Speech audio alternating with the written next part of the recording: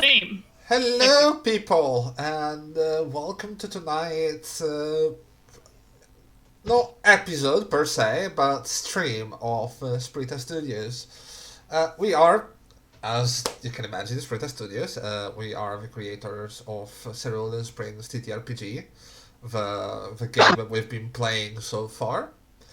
And tonight, considering everything that's been happening, we decided to take a moment to look at everything that's happened in game, around the game, and the projects that we have going forward. And we want to let you guys know what's going on, because I think that's important.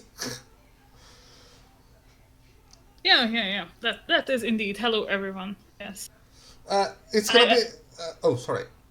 No, go ahead. It's gonna be a bit scattershot as a thing. Very free form. If you have any questions for us about the game or about the project we have in store, do feel free to tell us, and we're gonna try to answer as we discuss everything. People are coming in. Don't worry. At the moment, it's there we go. Hello. By the way, speak of the devil, more or less. Or at least. Exactly, not more. Can't get rid of me that easily. I haven't died yet. Yay! From the left, as we wait for Panda to arrive. I'm Chera. Today I am sort of playing Magpie and sort of am myself. Thank you. I promise, I've taken over working on the first recap. Because some personal reasons for a month, but yeah, I haven't made a lot of progress on it because life has been weird this week, but I promise I am working on it. Yay! Flower, it's you. I am one. I usually play Nano, the resident hacker, and one of the examples of a synth in our system. And I will be hijacking Jerry's stream later because I have questions and I want answers. Nice. I am Linkus, and I play Lemuria, the other example of a bat synth in the group. Excuse me, I'm an example of a bad synth? No, the other example of a bad synth.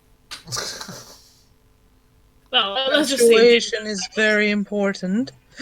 And at some point I'm looking to be running a D&D game for this group, but motivation is a difficult thing to find these days.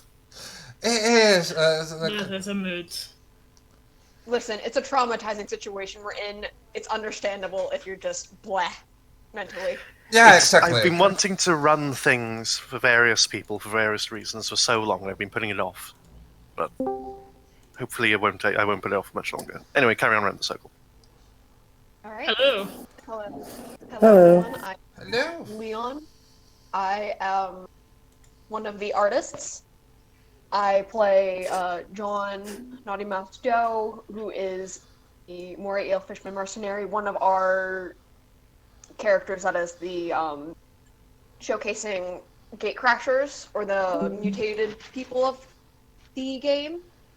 I am currently working on the design for the basic manual, and after that I'll be working on the full manual.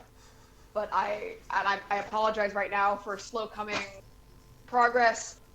I am using a publishing software I am not familiar with by any means, and I'm having to learn it all. I mean, you don't need to worry. We're still. It's not. I will not say a way off, but we still need to sort out a couple of things on the writing department as well. So don't worry. That's true, but I still want to have more progress done than what I actually have. Same. Honestly, same. And Panda. Mod has muted him. Had to hold the door. I am in the... Hello, I'm Maud. I'm in the process of escorting a bunch of food back to my dorm. Quarantine times. I'm our bow slinger panda and mage of the team, if that still holds true. Yes. I handle more of our social media aspects. I have not handled it in quite a while.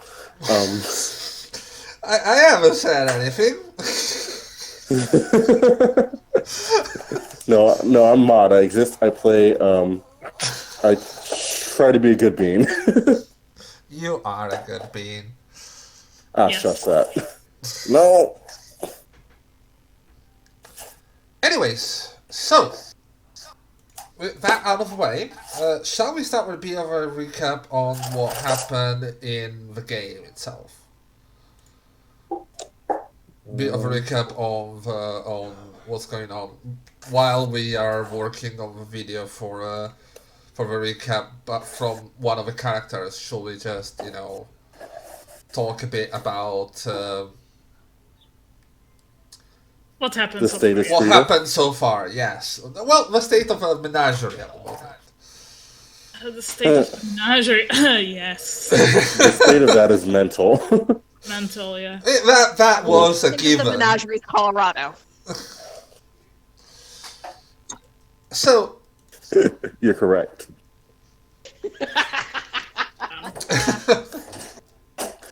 Come on, that was a perfect dad joke. You earned that laugh.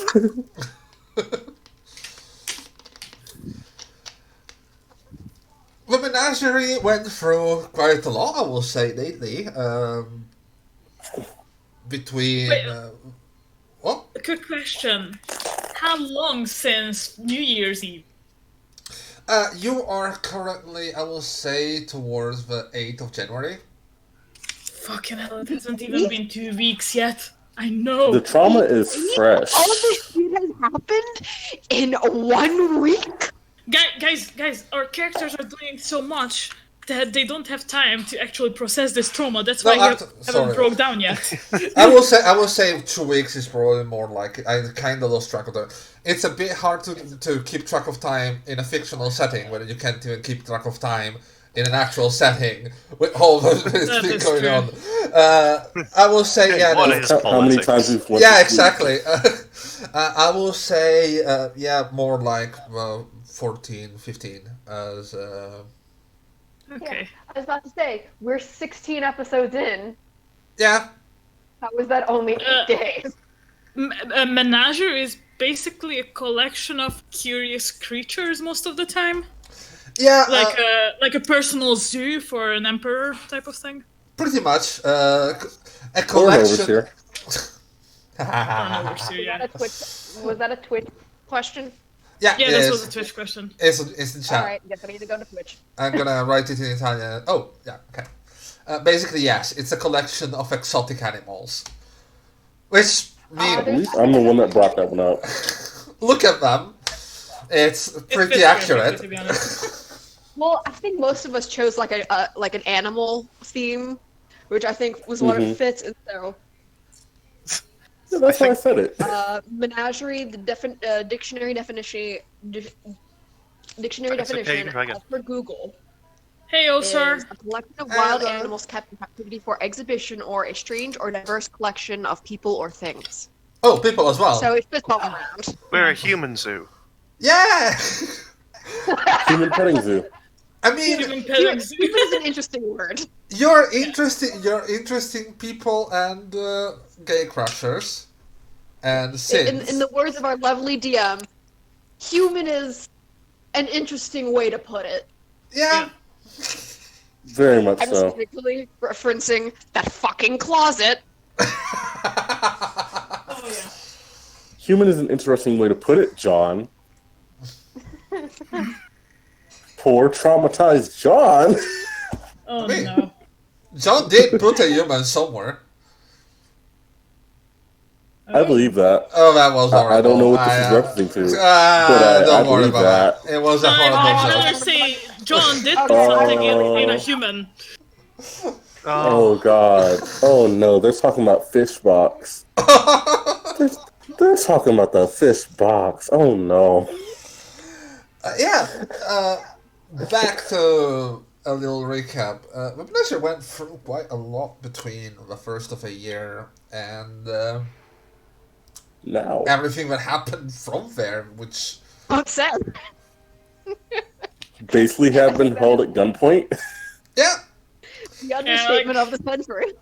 And I have to say, I'm really glad I've seen quite a lot of character growth between them. And that's something that I really enjoy, seeing your character learn to work with each other, learn to talk with each other. It's been a very good experience.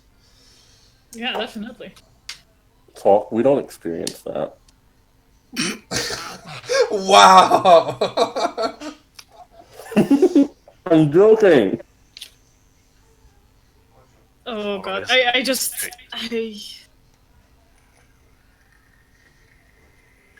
wonder what's gonna happen with Dennis by the end of this fucking campaign. You better not touch Dennis's sweet little. There is two options for Dennis, as I see it. The first option is Dennis will be sacrificed for the story on behalf of Jerry. Oh boy. The second option is we are all gonna die and Dennis is gonna save our butts when we're not looking.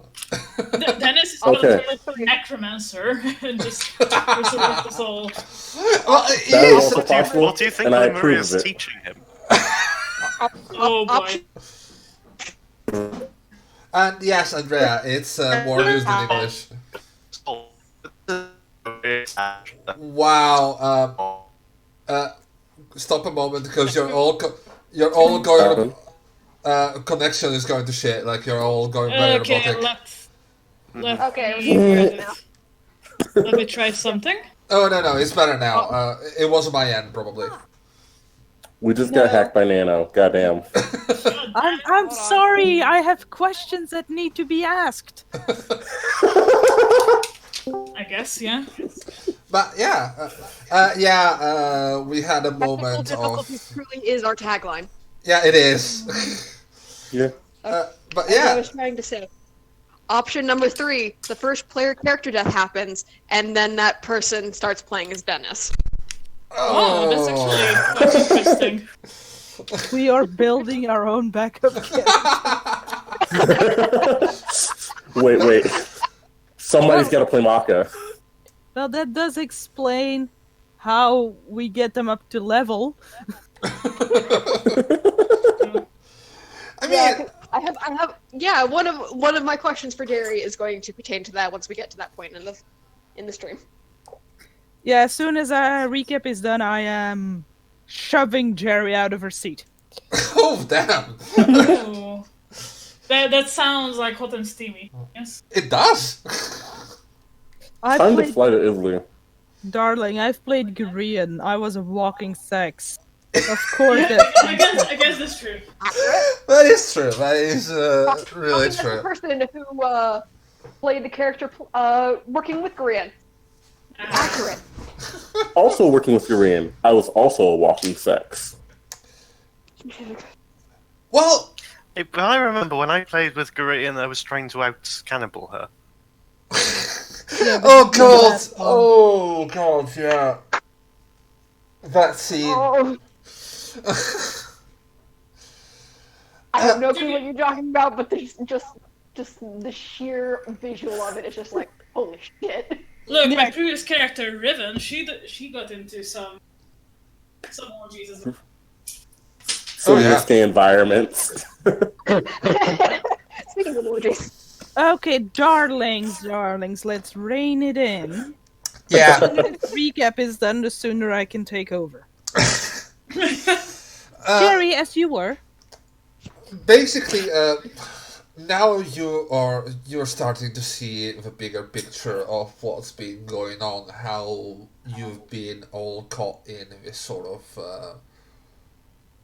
political plot in a way with McCleary.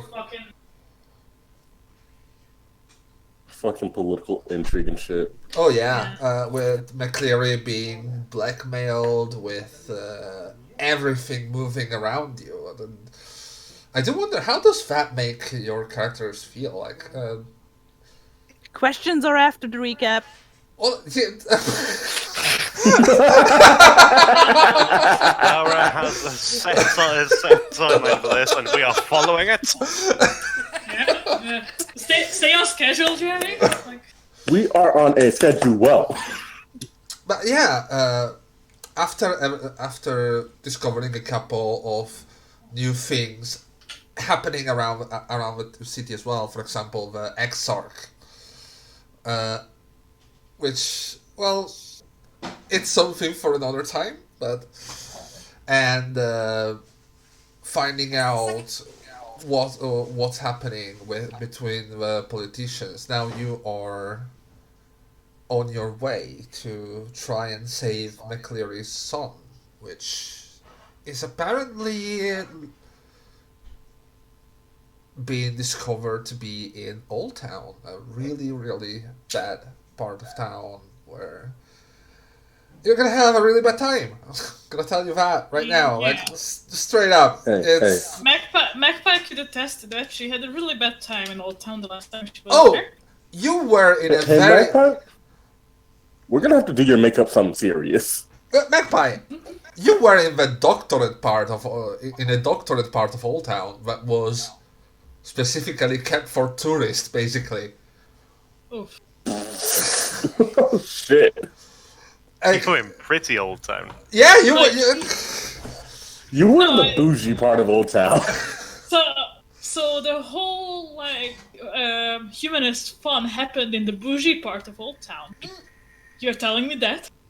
I'm telling you that they have some, like, as you probably noticed, like, as you all noticed between the hacking and the gathering of information, the area of Old Town you were in was a really secluded and controlled area by a local gang.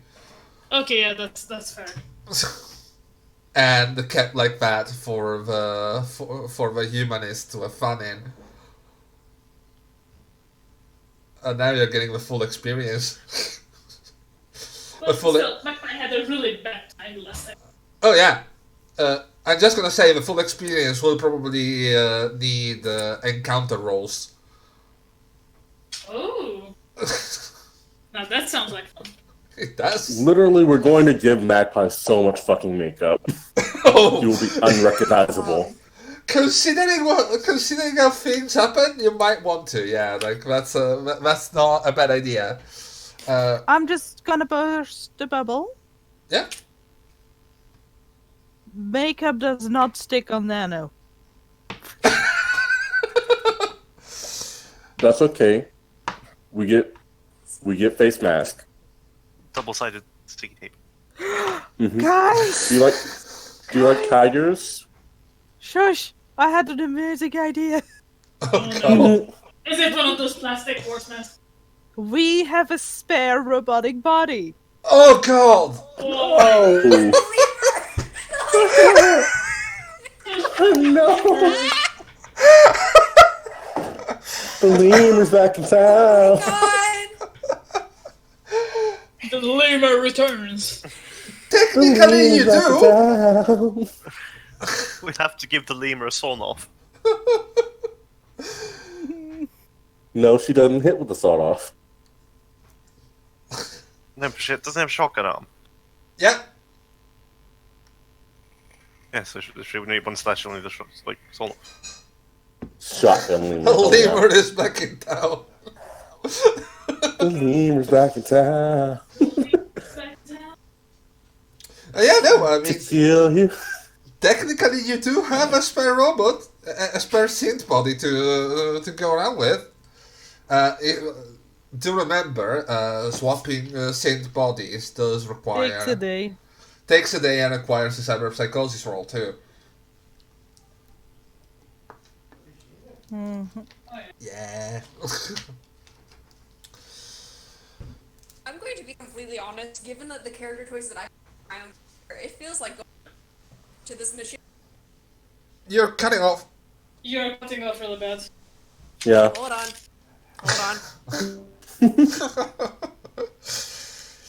Oh, technical difficulties. The stream. I mean, it's Saturday. It shouldn't What be stream of ours isn't rife with technical difficulties? How about now? Oh, that is There you much go. better. Hell yeah. So, I'm gonna say, given the character choices I've made for my own character and how it relates to certain characters in certain NPCs, it feels like going into Old Town doing for this mission is just a fool's errand that's gonna get one of us killed. I mean, can't Possibly. say anything, but I You know don't. what I'm talking about. The fuck is she talking about? No I have an idea. questions yet. Okay. Timetable.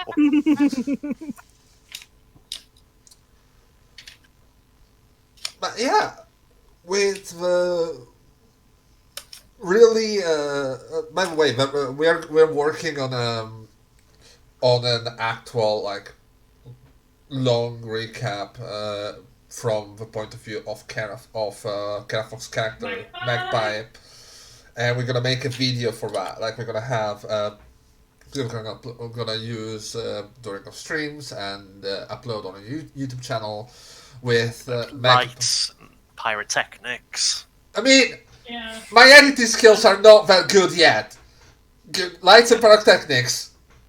Let's You will get bring there. it in. Just light like one of those little sparkle sticks you can put on cakes when you watch it, and it will be the same feeling. We promise. I'm just gonna add one of those really underwhelming sort of things at the end. One of those confetti, like champagne Oh, the ball. party poppers? Yeah. Yeah. God. Just like a penny slide whistle. Give me a sec. Bye. So, how are you guys? Like, first round of questions from me to you. How are you guys finding the setting? How are you finding your characters? How are you feeling about them? I feel I'm still being a little bit too polite. Wow. Yeah, you probably are. If you feel like that, you probably are. If that is your polite, I want to see your rude. Yeah. Yeah. Okay. So I really like the setting. I really like the characters. What I miss is having a bit more time for downtime activities like crafting and shit like that, researching. Because yeah, I have so many things I want to do, but there's not enough time. It's like constantly from one thing into another. And Yeah, it's like it's gonna slow down. Like once the arc is sorted, it's gonna slow down a bit. Don't worry. Also, on that note, like today, can we do some downtime stuff after the recap and after Laura gets to ask her questions? I mean, I will say yes if you want to take a couple days to prepare for everything that's been going on. That is going on, I will say you can. I think that would probably be a good idea, considering the party is most probably a bit battered. Yeah. Not to talk about the chicken salad.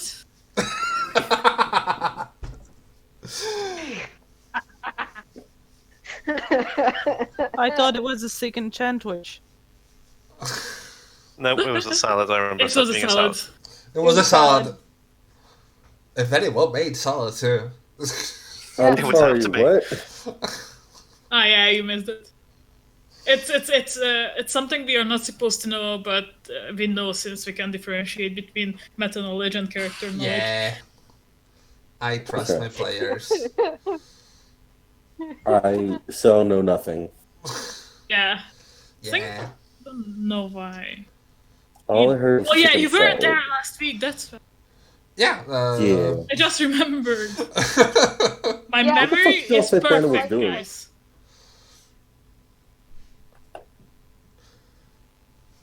So, anyone else wants to talk about their experience with their character and with the setting?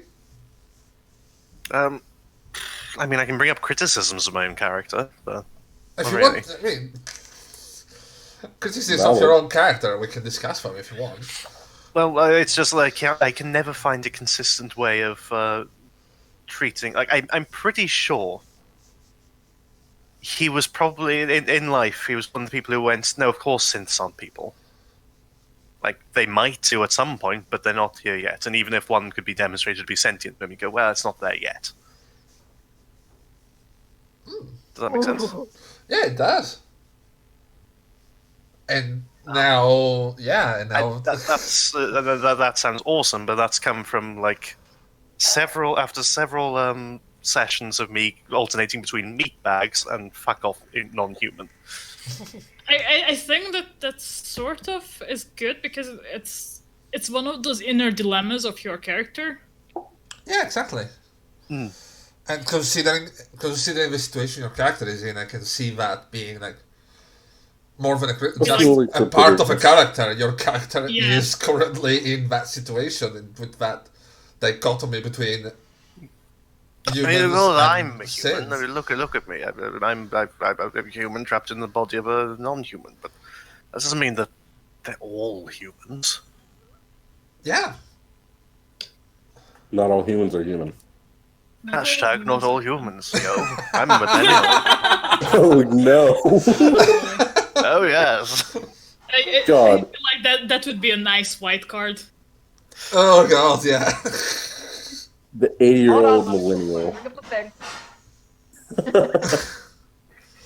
Also, I'm feeling the feelings of slight anger because I just found out I have to go a little bit earlier to do work I don't want to. Oh. Okay. Yeah. Unavoidable. But not right now. It's just like at 1:15, I believe. So an hour. So an hour, yeah. 1:15. It's a bit weird for me being I keep after forgetting. 7 p.m. It's 12:30 over That's gonna here. be so it's quarter So 5 fucking dumb. I'm so dumb. It's okay. Why can't we all Save agree it to use for Greenwich an hour. Mean Time because the British invented time?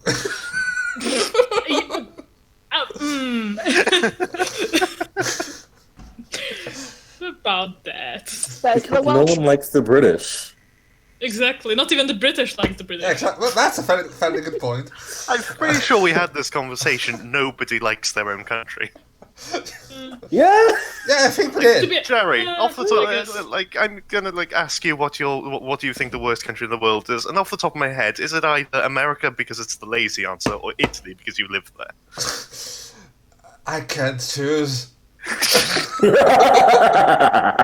I can. America. Wait, for you, that your answers are all in one. Are the same, It's yeah. not- it's not fair. So what is the white card idea? Hashtag not all humans. Hashtag not all humans. Hashtag not all humanist. No, I mean, on that one. Hashtag not all humans is now a card. Amazing. So, any questions you have? Yes. Is that the signal that they are moving on to question rounds, Jerry? Yes, it is. You're about to get kicked out of your chair. Hey. The excitement kind of scares me, but okay. Your fault. God. Asher, darling, you had a question you wanted to start with? Yeah. Thank you. Because I have a terrible memory, I might have forgot it if I didn't go immediately. So, given how I've been playing John, Uh-huh. I have a feeling that I'm going to be, or if not, I'm going to be one of them. I have a feeling I'm going to be the first player character death. Possibly. Yeah. On this one, it's probably going to be me, with the way I've been playing John. So, like I mentioned, I've been doing a backup character. I have. How are we going to do leveling with backup characters? Like, do you want You're them gonna be at the same level as the rest of the party. I'm not gonna have a character Yeah. being held back, like especially considering we're I playing need on to know milestones. Like, I needed to know if I had to, if I needed to level up my backup character or not. Mm-hmm. So, Yep, you do. okay, thank you. You're welcome. That was my question. Laura, you can take the floor. Yay. Don't you have another one, please? I'm I'm good. gonna kill you, John. I'm a very content player. I make things difficult in the moment. Laura, it's your question. Same here. So this I make is my things difficult first when I'm gone. question. I want an answer from everybody individually. Oh, And fuck. that is, and you can't answer with one of your own actions. Which moment in the campaign so far has surprised you the most? Oh. Ooh. I think it's definitely Lemuria's introduction. Oh yeah. That was was a good one. fucking insane, honestly. I'm sorry, what happened during Lemuria's introduction? A We had fucking a talking microchip bag. started talking in a fucking bag. We had no clue what the hell was going on, and we were stranded in the middle of a road with our car just like not working. Nice. Yeah, we were in an ether storm, so we didn't know if we were all hallucinating or if the chip was actually talking. And the longer the bloody ship talked, the more annoying it became. Yeah. It's like, help, I'm being kidnapped here. Oh, I remember that. Yeah. That was great, irritating for honestly. you. And all this in front of a very confused orc huntswoman. Yeah. Okay, what level of joke is going on here now? This is getting meta. Oh. I have two. One for the DM and then one for player.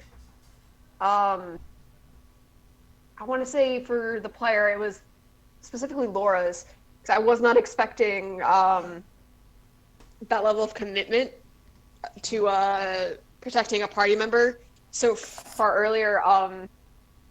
Both are connected to something that I've done, but that's because I'm playing a character he's basically a lone wolf. So anytime something like someone shows like some sort of like affection or care for him, it's like it throws me off. What's your game?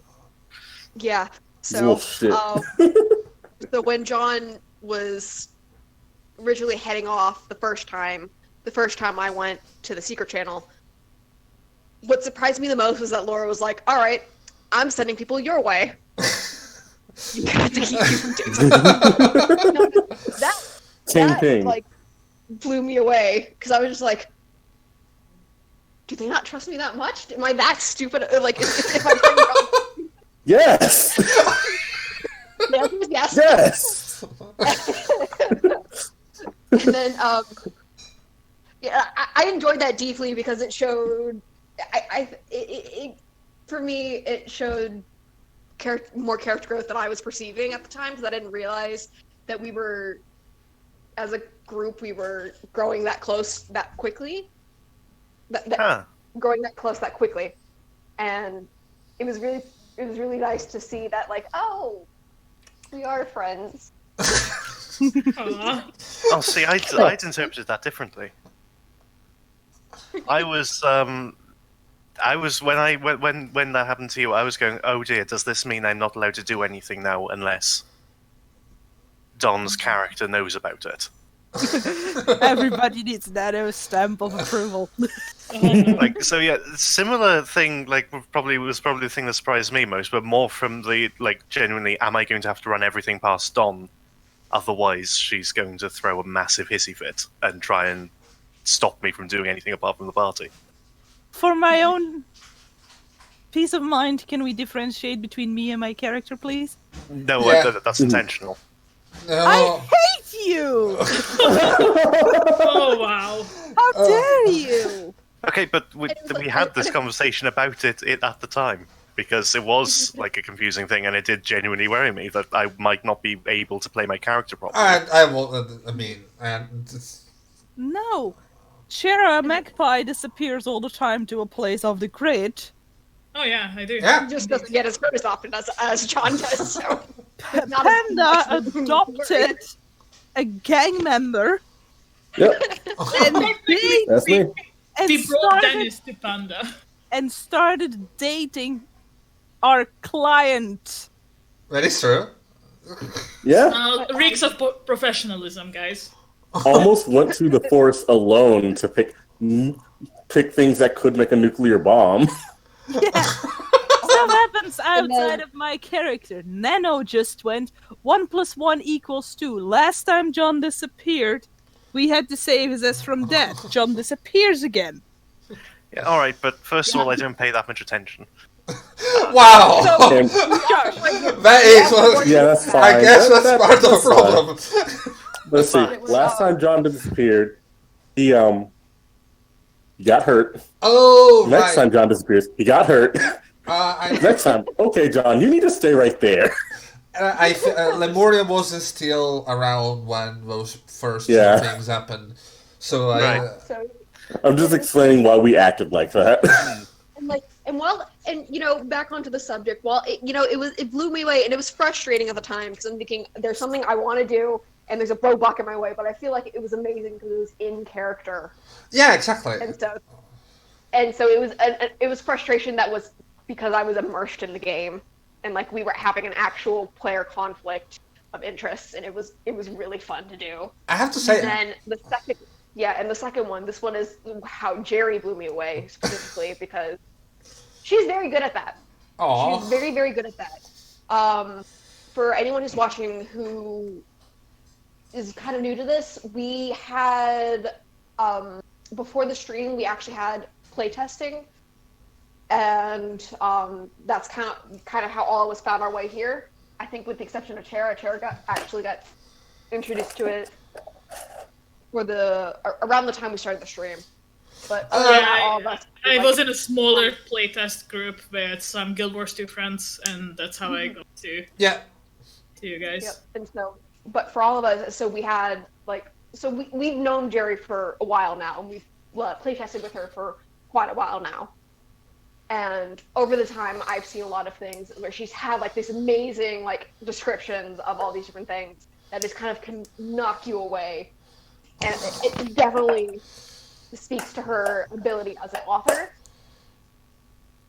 because she's able to kind of construct these like scapes, like just these visual scapes with her, with just her words. And something I've noticed is that she's very good at inciting specific emotions. And like citing like specific settings. Yeah. And I made a tweet about this when it happened, so some people might know what I'm talking about already. And this was a recent one. This is from a recent episode. I think it might have been 14 or 15.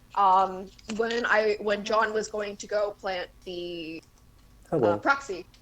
Yeah. Jerry, it kind of blindsided me. With the nails. Because it's because I think I'm not sure how it is in other languages, but nail has multiple definitions, and one of them isn't organic. It's like a construction nail. Yeah. And that's what I thought it was. And so it like she described, all right, so you look in the closet and you just see a bunch of nails, and I'm thinking, oh, is there a hidden compartment behind the nails, like a board that's nailed to the thing? That was not what it was. No, it wasn't. And what keyed me into that was when someone asked, were they human nails? And she said, human is an interesting way to put it. And I felt this sense of just dread and terror just kind of wash over me, thinking, oh no. And And then it made me, and not only that, but I had been given the choice earlier whether or not I wanted to go in the middle of the night or in the middle of the day, because middle of the night would be, oh, okay, you're going while he's sleeping, so you won't be seen, but there's a chance that he'll be there. Or in the middle of the day, you could be seen, but he's not going to be there. That made me very happy I chose middle of the day. Yes. Holy shit, yeah. And then they followed that scene up with, he's coming in your direction now.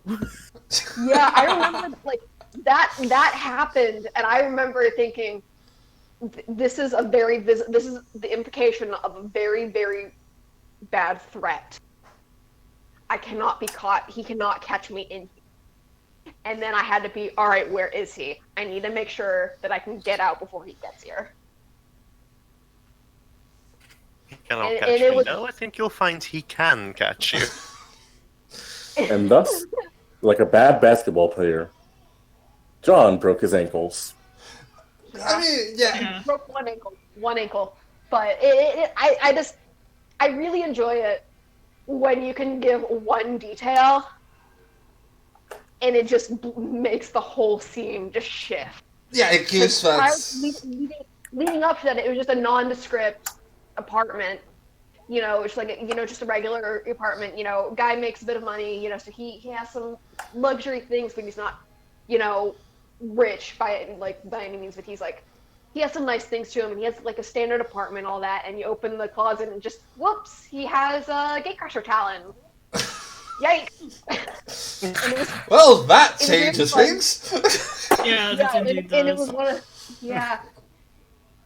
and it definitely, I feel like, raised the bar for in my eyes, raised the bar for how I expect to go into situations, because I wasn't expecting it, and now I know to not expect. Like, now I know to go in expecting things to shift. So. I have to say, I have an unhealthy obsession with fucking with Barty. Yeah, in honestly, different ways. I never know what to expect with Jerry. Like, when Magpie got herself in the trap, I expected some completely different trap. I knew I was walking into it, but I did not expect what was coming, honestly. Oh God. Oh yeah. And especially character-wise, because she thought that she actually managed to bluff her way through this whole fucking thing, even though she has like a charisma of D6. Like, I mean, to be honest, you did manage. Like, you were doing well. The problem is, evidence is a thing, and people tend to know who they talk to. So It is something very often forgotten in roleplay scenarios. The police are, broadly speaking, competent. yeah. Fucking fools, all of us. So, Speaking about evidence, that is.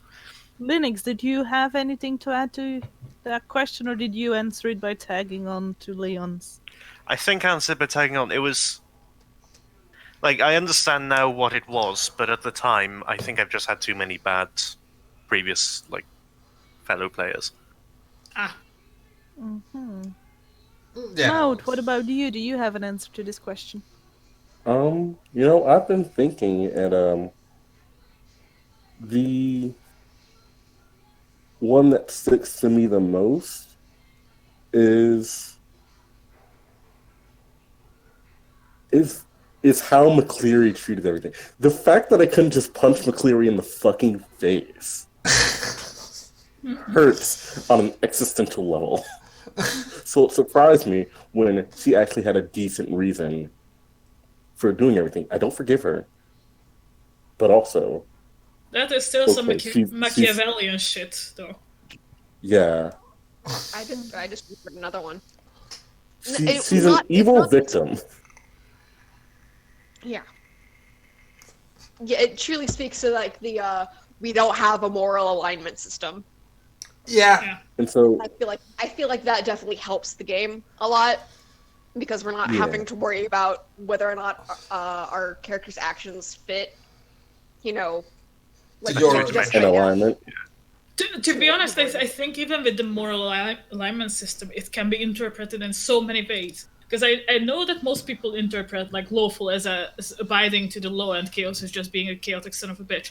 But it's not actually that. It's more whether you are on the side of cosmic order or cosmic chaos. It is more... You have to take it as a certain point objective. I remember when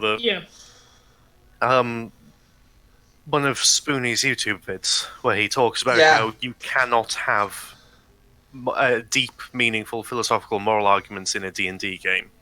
Yeah. Simply because the game grinds to a halt, and there are too many things that can't be answered subjectively. Yeah, and Definitely. I mean, there are with the alignment system of D&D, you have We're gonna get fucking smited, by the way. We're probably Yeah. gonna be fucking right. I agree, but you have. I don't care. Also, the fact that like strictly sticking to an alignment system and the alignment you choose at the beginning of your game is completely, well, not completely, but is stopping your character from actually improving themselves or going down in a certain direction that they otherwise would. It's to reference other role plays. It reminds me of the World of Darkness's natures and demeanors. Ooh, yeah. Oh, It's a fantastic system for regaining willpower, rewarding a particular type of roleplay for people who aren't very good at role-playing otherwise and need like a mechanical incentive. Need a way to say, oh, this is how I do that. Well, let's look at the right side. At least in D&D, they took away the you can speak lawful. fucking hell. I speak evil. No, Saved an orphan, and now I can't speak it anymore. Lemuria can speak lawful. What I'm glad is that in D&D they took away the alignment restrictions on like races and classes, because that was I know it was in the 80s that D&D first came out, right? Yeah. So there were definitely like racist and sort of like undertones and the whole thing. What Yes. are you talking about? It's completely sensible. The white hand of Sauron on the Black Orcs. Yeah, and also the dark elves are always evil, right? The drows. Yeah. Yeah. There's You mean the ones that are dirty. currently slavers? No tea, no shade. Yeah. When did we turn into a D&D podcast? Oh, not yet. But we're working on it. I mean, this is like our not post-mortem, but like our chill session where we can discuss so many things out of character. pretty much I really podcast. enjoy it so far. Yeah, no, I like it. I love how y'all thought I said But we were going to if- get smarted by D&D. I Before- meant Nano. Before we stray too far, Nana, what will be your moments? I was about to ask you the same question, Jerry. But I asked it first.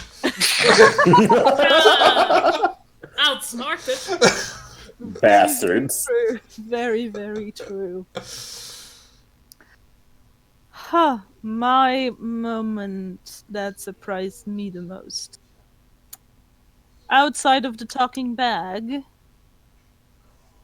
Because in my opinion, that is one of the most unique character introductions I've ever seen. Yeah, definitely. Holy shit. I think it is the moment we all went, oh shit, when Panda went to the astral plane, was very sweet to these people that passed away, trying to hang them on, and then Lemuria appeared, and we all went, oh shit. Yeah. Because suddenly we realized what might have, we're not certain yet, suddenly we realized what might have happened to those people. I love like this is one of the things that I was saying when I said I have an adult obsession of fucking with a party. I love to like when I see the character doing something good, like for example Panda talking with the people and saying, "Oh, you can try to survive together until How the dare. stream those things." I like to remind people, you live in a shit world. Like, it might look Everything has decent. consequences. It might look decent, but it's still cyberpunk. It's still gonna be. It's shined shit. It's really gonna be not good for anyone. So, I guess that's like when I heard the character concept. Can I replace my most shocking moment? What was the character? Okay. Said you heard the character concept for what, Jerry? When I heard Lemuria's character concept, I went, "Oh, I know what I want to do with this." And it was just perfect. And I think that's why I love that the fact that the system is like, is it like 16 plus or 18 plus? But it's for like a mature. Yeah, 16 It's plus, a I will more say. mature audience, so we can like. It's for a more mature audience, so like we can actually touch on like all these mature topics. Mhm. You know, because we've made a lot of like sex jokes and all that, but we've also like touched on like Civil there's rights. just like this event that apparently happens regularly where these like essentially futurized alt-white like neo-Nazis go out and slaughter minorities Yep.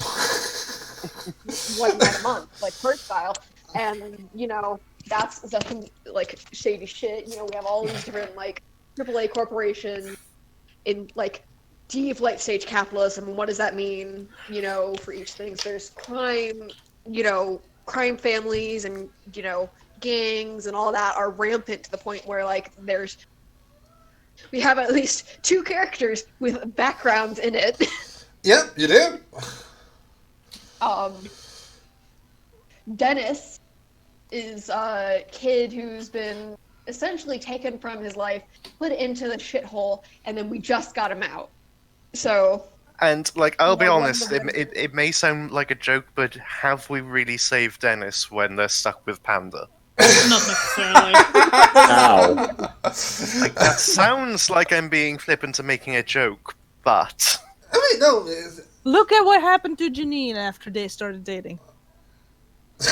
She became a fucking queen. And like we've gotten to like to the point where like I've messaged Jerry about like my idea for a drug in the world, and I think you liked it, right? I did. I really do. I love it. So we have that as a topic because, and you know, we've been able to have all these different, you know, more mature subjects and talks, and like even like going out of like adult material, we've been able to sit down in character and have philosophical talks. I'm specifically remembering Lemuria and Mano having like this conversation about, you know, being synths and what that means. And also what makes us human, or what makes us have free will in general. Yeah. I will remind everyone that a lot of that happened in the, well... Over the break. Yeah, over a break. Well, Yeah, but for example, we had Nano go to the museum and basically pondering Yeah, the like, nature it's of that. her existence, like looking at where do I fit? Do I fit with the human heroes of 3 weeks of riots, or with the synths that were used as ground forces and just as tools to make sure Yeah. that everything goes? And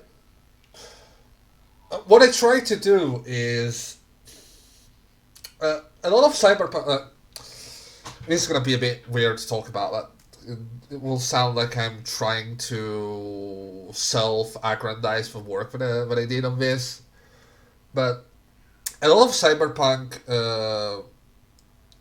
words that you see are really heavy-handed on the whole corporations own everything sort of stuff. I try to make it in a way that it makes more sense. Like, Old Towns, the gangs, after all, they're not, oh, all the evil people live there. It's just, the situation People have is to shit do what they do.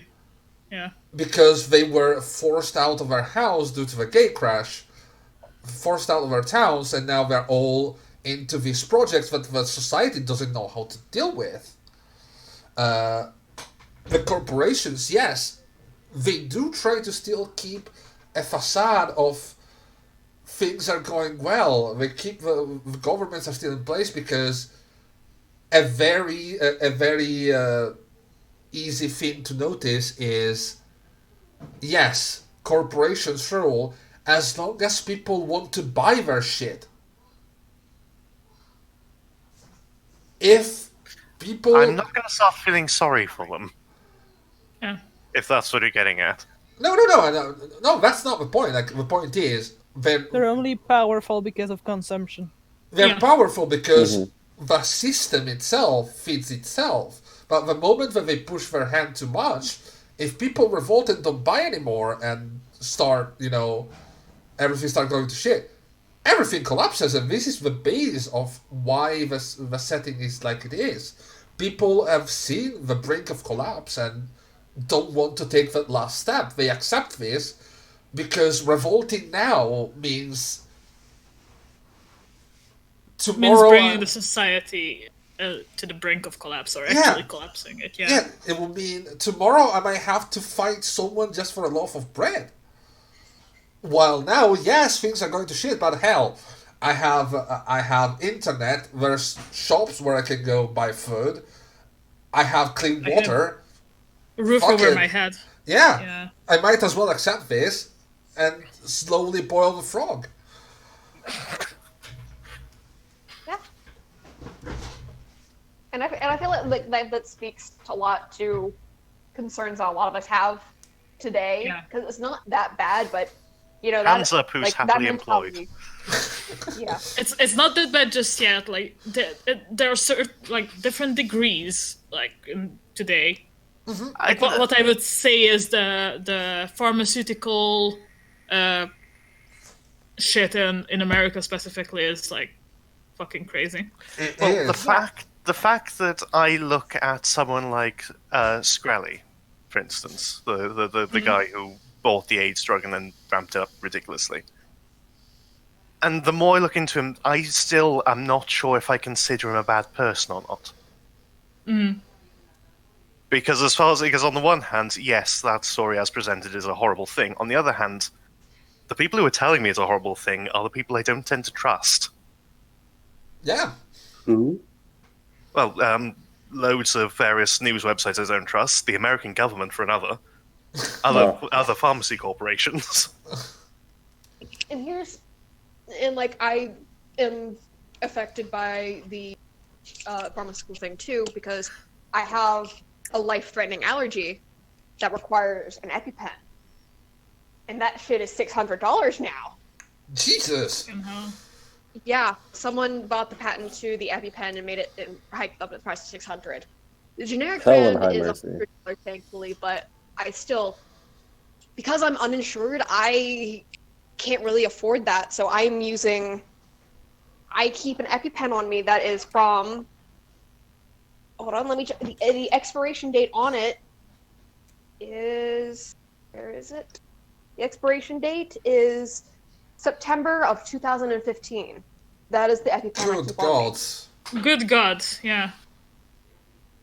Because I can't afford one, but I also can't afford not to keep the one I have off of my person. Holy shit. That's completely understandable, but it's not understandable that the system is like that. That broken. I'm really, really glad I live in an NHS country. Same.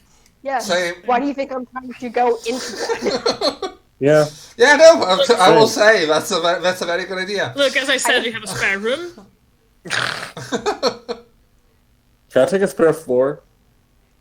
Spare floor, yeah. Well, we don't have a second couch or a couch bed, so there is plenty of spare floor in our flat. I have room in my room. I can be bunk buddies with somebody. Aww. Yay.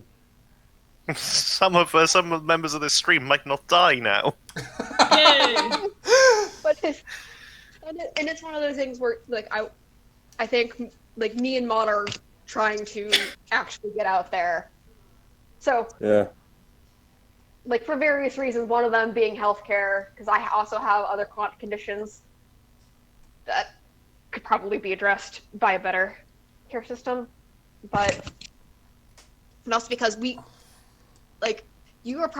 guys are probably the closest friends that I've ever had. Oh. And I want to be closer to you guys. Physically. That's so sweet. It is. You wow, see, now I really do feel like shit. Here's the thing.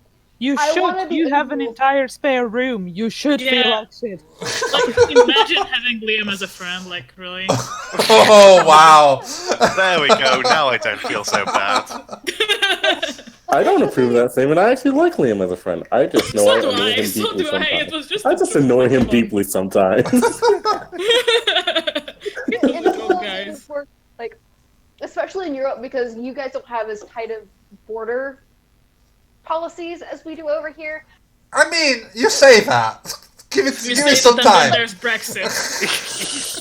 Well, here's the thing, like, we go into, like, one of the UN nations and say on a whim, I want to go visit, like, say, if I'm living in the same country as, Laura, I want to, on a whim, I want to go visit Jerry, I can hop in my car and just drive. I mean, yeah, that's true. You can come visit me after Corona. Yeah. Yeah. I mean, once everything settles down, because I realize I'm not going to be getting out there until everything settles down. But Honestly, I don't think it will settle down this year. Yeah, no. yeah, It's gonna be pretty difficult. But it's one of those things where I live in a huge-ass country. I'm used to, like, long-ass road trips, just from, like 5 hours to get from one place to the other. Yeah, that's the bit that seems psycho to me about America. 5 to 12. Like, yeah, 2 hours is a long drive for here, and I'm quite proud of the fact that I can manage a 6-hour drive. Oh, fucking hell. I remember going to Croatia with my family when I was younger. And it took us like 12, 14 hours from Budapest to get down there. That was great. So we set out around like 2 in the morning and we got there at 4 in the afternoon. I mean, I remember once Croatia.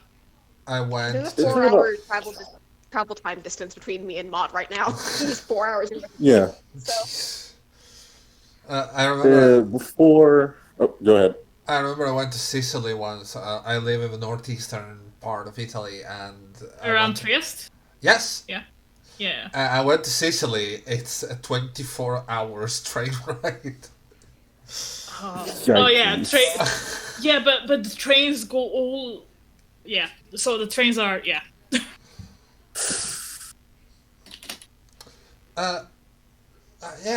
Mo, were you trying to say something? I remember before around. God, it's been 3 years now. Before I was living in Oklahoma, I was living in a state that's right under where Leon is right now.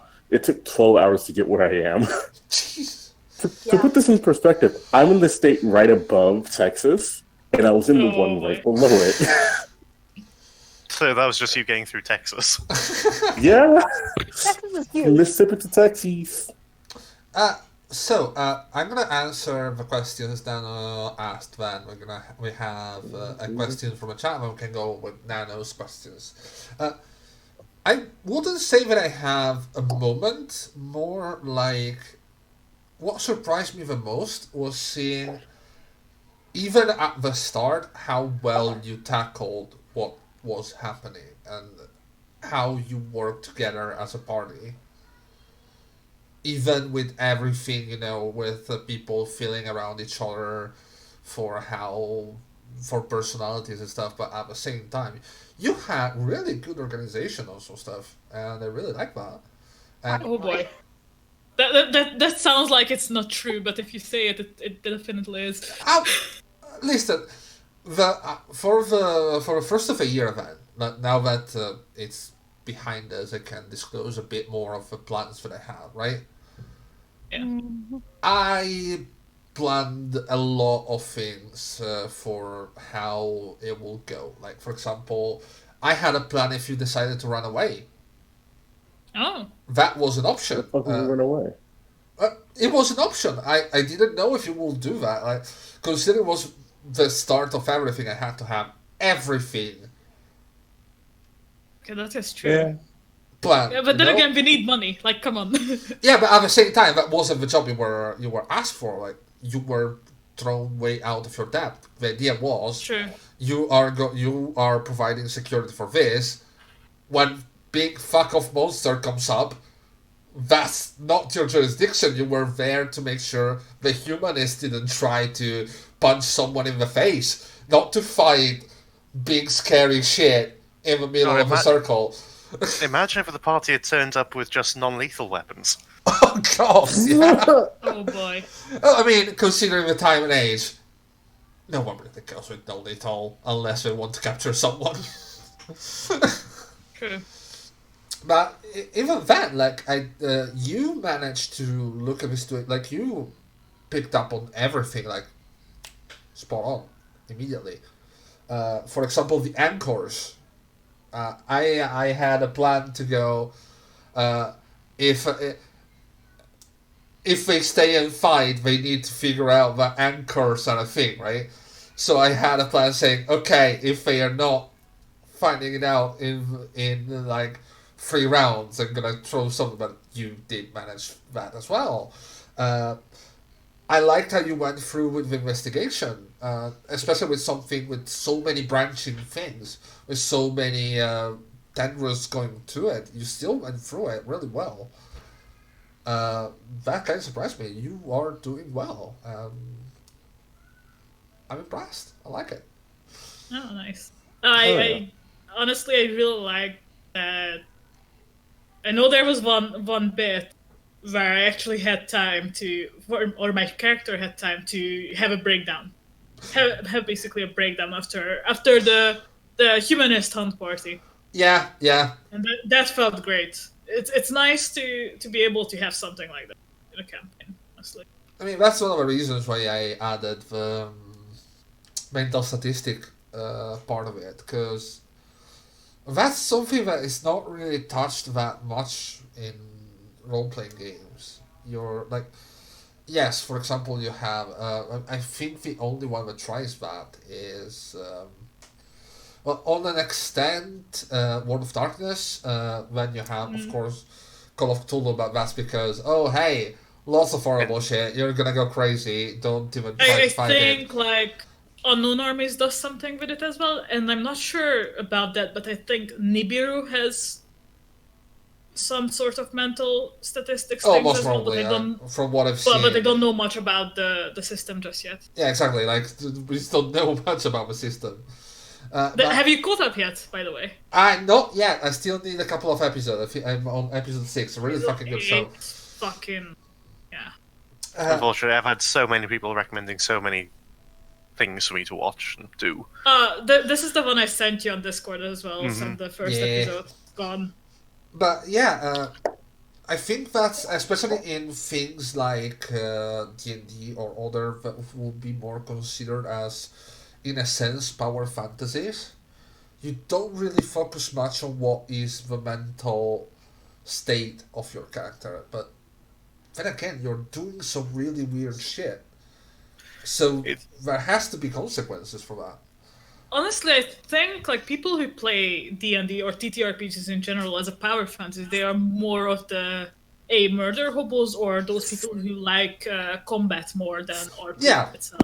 Or, as I've also encountered people who slightly bend the rules to make it more like that sort of game. Yeah. Oh god. Sorry, what? Are you talking about the same person? I'm thinking Yeah. about. Okay, yes. Holy shit! In a previous campaign, it was actually my first online D&D game. One of the people in the party was so hellbent on doing whatever his character was doing that his character basically blocked us from a lot of shit, and then I was the bad guy for trying to knock her out. Wow. No, Matt. Fuck that. Yeah, that was interesting. Like that campaign didn't last long because the GM was a first-time GM, and after like 20 sessions, maybe he figured out that GMing is not really for him. But I was invited to their other campaign, and that was great as well. So Andrea asked us, you would like to know how you choose your playing character. Oh, Ooh, I think it's different for everyone.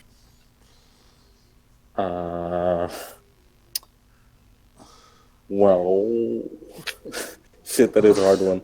Well, in my case, it was rather easy because when we were starting our stream, the synths were a pretty new concept. Yeah. So, Jerry and I discussed that we definitely wanted to showcase them because they are partially what helps make us unique. Not to mention. So, Oh, sorry. the fact that I was playing at synth was pretty easy to figure out. Not to mention, since we're actually sprouted from one of your character concepts, like I remember you made like a number of character concepts. Oh, I And made a lot. start of them as well, and you have this idea. I want to play like an artificial intelligence and an artificial body. Like, well, shit. Now I need to make rules for that, and so I Yeah, did. like one of the things is you always work together with your GM or dungeon master or overseer. whoever you Always. have. But I usually go off of a concept, like either visual or, well, let's say, I want to do some mechanic shit, like how I went with Magpie. Like with my previous character Riven, I was like, okay, I want to be a gatecrasher and I want to be a fucking eldritch abomination. So that's how I started with that one. There was also like one of my previous characters in a D&D game. I wanted to be a socially inept druid that is doing some forbidden magic.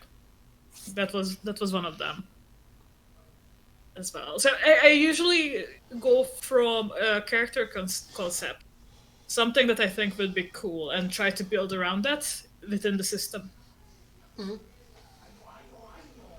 Yeah, that's usually how it works here too. I remember I was very confused when making my Okay, you got muffled. Yeah, you got completely muffled there. Yeah, God damn it, I hate it. no, it's fine. No.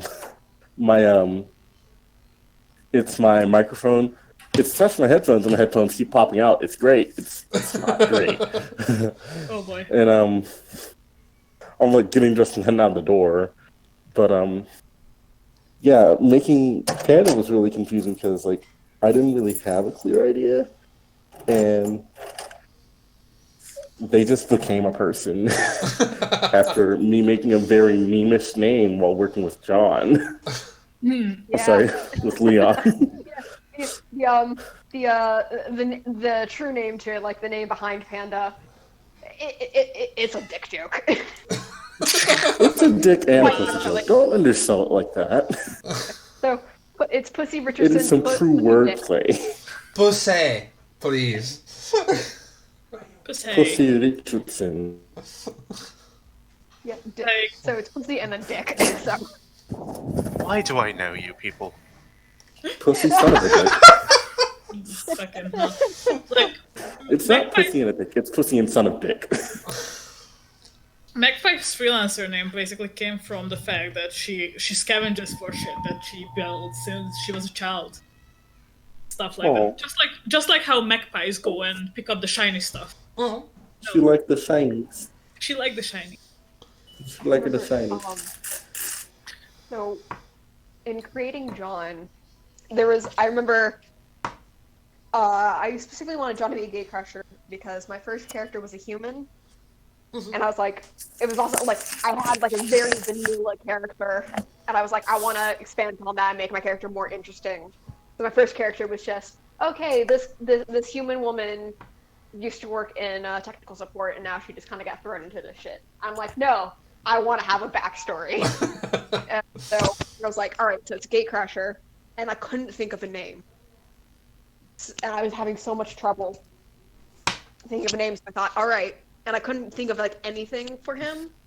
I'm just struggling so much. So I was like, all right, he won't have an identity then. And that's kind of how we're the Naughty Mouse and like we're the John Doe. Oh, okay. Because he didn't have like he's just this guy who doesn't have an identity, and when an unknown body pops up, they go under John Doe. So I thought, all right, and then he's anonymous. But I don't want to have that on there because that's an actual thing in our world.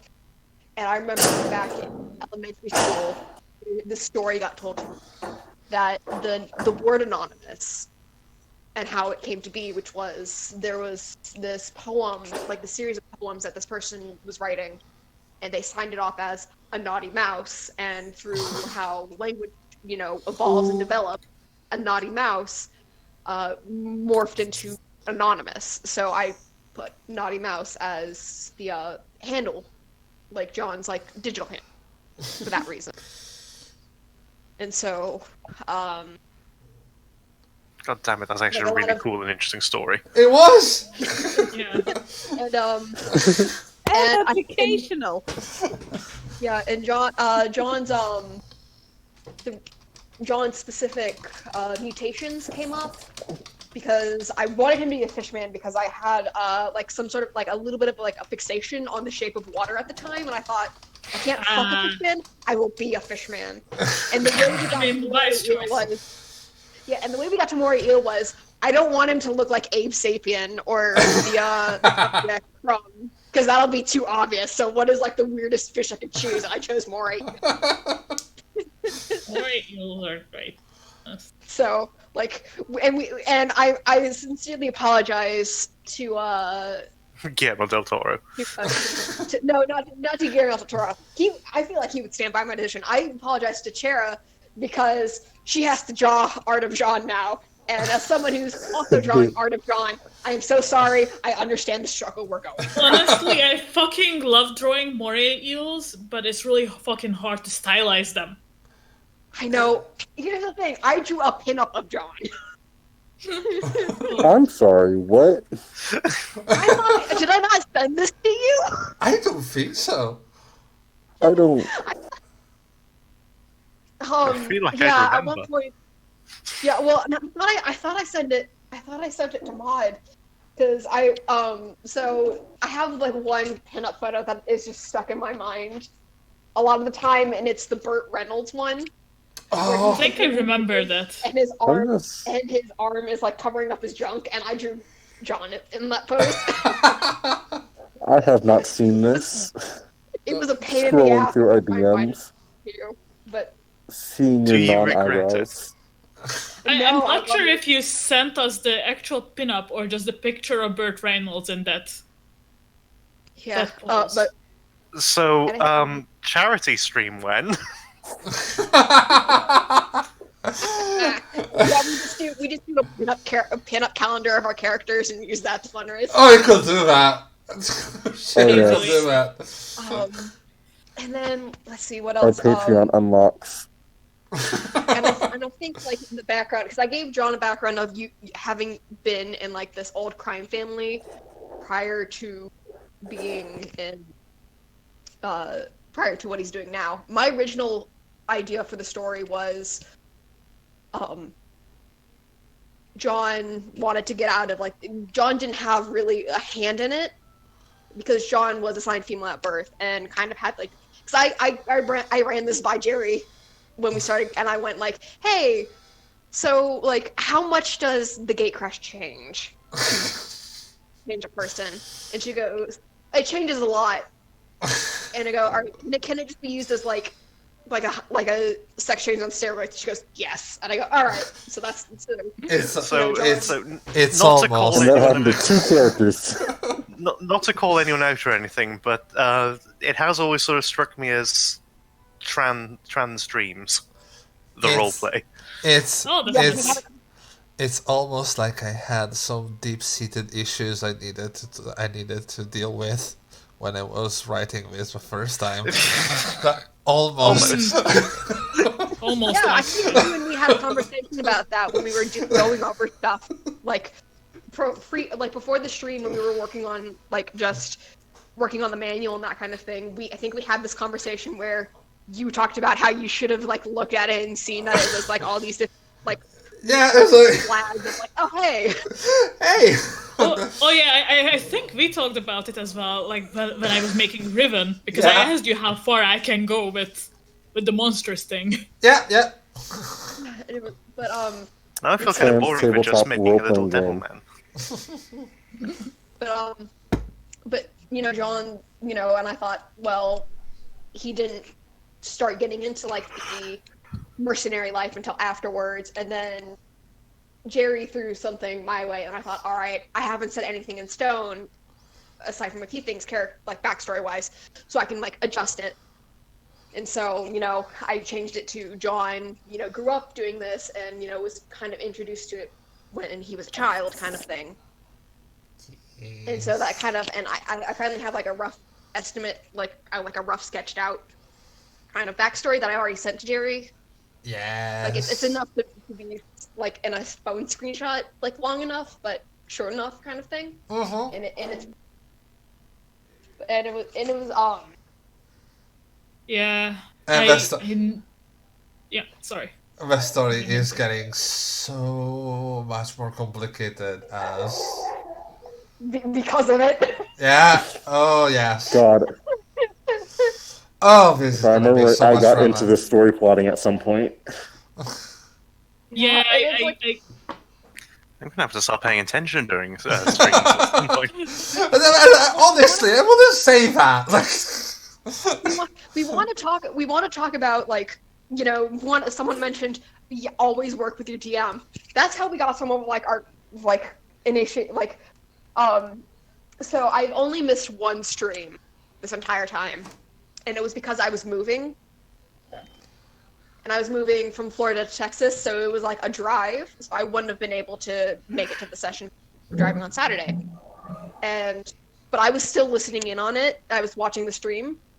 And I remember about halfway through, I texted Jerry, you have full reign, you have my full permission to just throw in a beaten and bloody John at the end of it. Like at any point. Like, just, you have that permission. And she did. I did. And I regret nothing. That's how we got to that point in the story. And not to And mention that's that... why we don't trust John. And that set up so many things, because that's one of the reasons you got the SOS. Yeah, and not only that, we had this conversation in the week between that, because that was a Saturday, and then I was going to be back the next Saturday, and we had a conversation, and you were just like, hey, so here's the rundown, like, where do you want to hide? Because, like, you sent me a map, he's like, all right, so what area in here do you want to hide? Here are the hiding spots. And then we went over Red October. The story behind that was, back before the gate crash, John had worked with him for missions. And so I knew him, like, I could recognize him. And Jerry let me pick a few traits of his. She gave me the option for 3. I only used 2 because I thought this is the 2 I want, and then you can have whatever else you want. Yep. I just want these 2. And so it was really fun, because if you work with your DM, especially if you have one as good as Jerry, she will work with you too. It's the best thing, getting... John, Yeah. just level with me here. Now, I've been gone for a few very coincidental sessions where you interact with Honey. Please don't tell me you're fucking the fish. I'm not fucking. Not at the moment, you. at least. Not yet. That is not on my agenda. Yet. But, Good. Stick with Goodman. He's a good man. Kara, what were you saying? You were trying to say something before. Like, for me, it took me a couple of sessions to actually figure out my character, and then I found this character backstory or put together your character sheet on the internet, and I filled it out for Jerry. But I fucking love when the game masters just throw a curveball at you and, like, fill in the gaps in your backstory with something that you were not expecting. That's the best fucking feeling ever. Yeah. Oh. Oh. I'm blushing here. But yeah. Nano. Yes. Next Did question. we answer the chat question sufficiently? Is the chat happy? Chat, are you happy? Are you happy I now? never answered. Yeah. Was that your kind request to be put on the spot to answer? No. Do you want Too to late. answer? Okay. Go ahead. Answer the question. Oh, So, Answer a goddamn question. when I was making Lemuria, first of all, I certainly didn't have the name Lemuria. Lemuria came to me, like, if I'd had more time to think about it, I'd probably have called myself Nagashesha or something. But Lemuria works. Fucking lemur body. Yeah, I was in a Lemur at the time. It fit. And it sounded all mystical. The idea of playing a computer chip was a combination of an idea I've had about a session that I want to run in the Cerulean Springs setting, and just that it was I played a normal human, I played a magical person, and I played a gatecrasher. What haven't I done yet? In the various playtests of the game, and I realized I haven't actually played a synth, despite them being apparently a thing all of a sudden.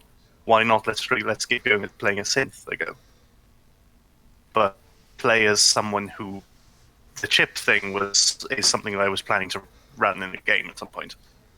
Mm-hmm. So the idea was the party is transporting a chip that has the mind of its programmer downloaded into it. And in the sort of sense of the human brain can process thought at about the speed of sound. A computer chip can process it at the speed of light. Almost immediately, the brain the mind went insane. And from there on, it would be like this weird sort of let me out of the box type. Do you let the computer out of the box scenario? Mm. And that sort of developed into the Muri as he started. The wizard thing, I don't know where that came from. I think that might have been one of Jerry's additions. Yeah, because it will. You don't need a ritualistic caster, I think. Hmm. She needed to get some plot hooks into you. I've been beaten with a plot stick. Yes. A hooked one. The exact opposite of plot armor, guys. I was beaten with a plot stick and I liked it. Better. Thank you. Oh. Oh. Yeah, no, I think we went with Magic because it was a nice contrast between the current situation of the character and what this character was before, and not to mention having someone who knew about the astral plane and everything would have made surviving the astral plane to then get where they were a lot easier. And makes for a really good story, by the way. Yeah, I think characters are always a little bit more interesting when there's some sort of contrast, like conflict of interest within them. Nano, Yes. next question. So I take it Chad is satisfied then? Well, chat better be. That's all I can come up with. My next question is for everybody who has played a different character before they were on this stream, in this system. And the question basically is, what's the moment that made you go, God damn it, I wish I was the other one right now? Because they would have done this, it would have been so cool. Every time we need a Mentis user. Honestly, when I wanted to punch Red October. Oh.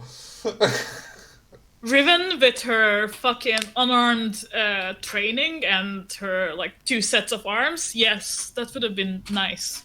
You would have killed him. Yeah, You would have killed him straight up. But mine. I keep finding myself in situations where oh yeah, I'll just hack this. I'm not playing Mira anymore. I can't hack things. I played a hacker for so long, and it's just my first instinct is, all right, can I hack it? And the answer is no. No, you can't. I miss playing Mira specifically for hacking. I'm very tempted to if we kill John, at some point if John dies, I'm very tempted to just bring Mira into the story. Oh. Oh. Back from Setna with a jacket and everything. Wait. That would fuck up your... You'd have to D-level Mira, by the way. Not if we get to a high enough level. You think John's gonna make it that long? Alright, I trust you. You make that happen. I would have to D-level towards pretty much... short of my character dying right at the end of the game. And at that point, I think towards would be too involved to be playable. Yeah, he's a difficult one. I don't think I could bring him in easily to get into the game as it's become. Yeah, the timeline is Understandable. pretty wacky. Panda? I miss playing Toledo a lot, I'm not gonna lie. I had a pretty pink gun. I made my own gun. You did? Made my own bullets. Man, I was sick as fuck. And don't even get me started on this D6 for charisma. Oh yeah, Give me a D6 for charisma is cool. Give it a D12 Oh yeah, for charisma. oh yeah. I went Toledo from was having a fucking D10 in great. charisma to a D6. Like, I'm sorry, but in comparison, Toledo was way more social. Well, yes!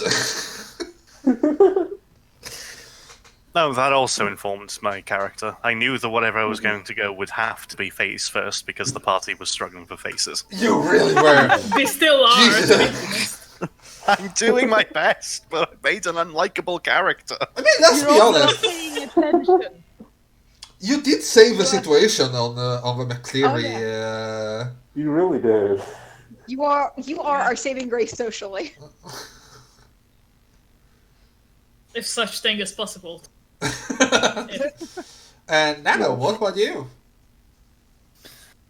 Oh god, I am in a terrible position to answer this because I have played a lot of characters for testing You reasons. really did. Okay, Korean. So I guess we should preface. Prior to Nano, what was your favorite character to play, and then what do you miss about playing that specific character? Oh god. I don't think I can pick a favorite because they were all so different.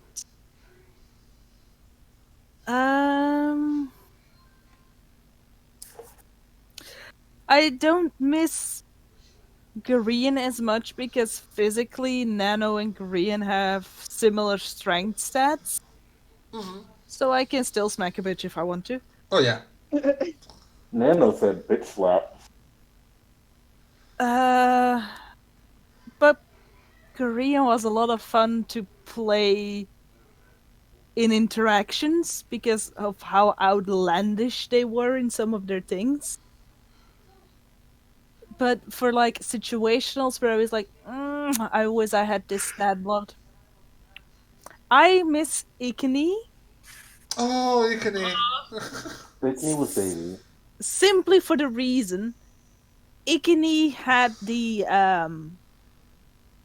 profession of professor, which meant that no, like she legitimately had the profession of professor as teacher.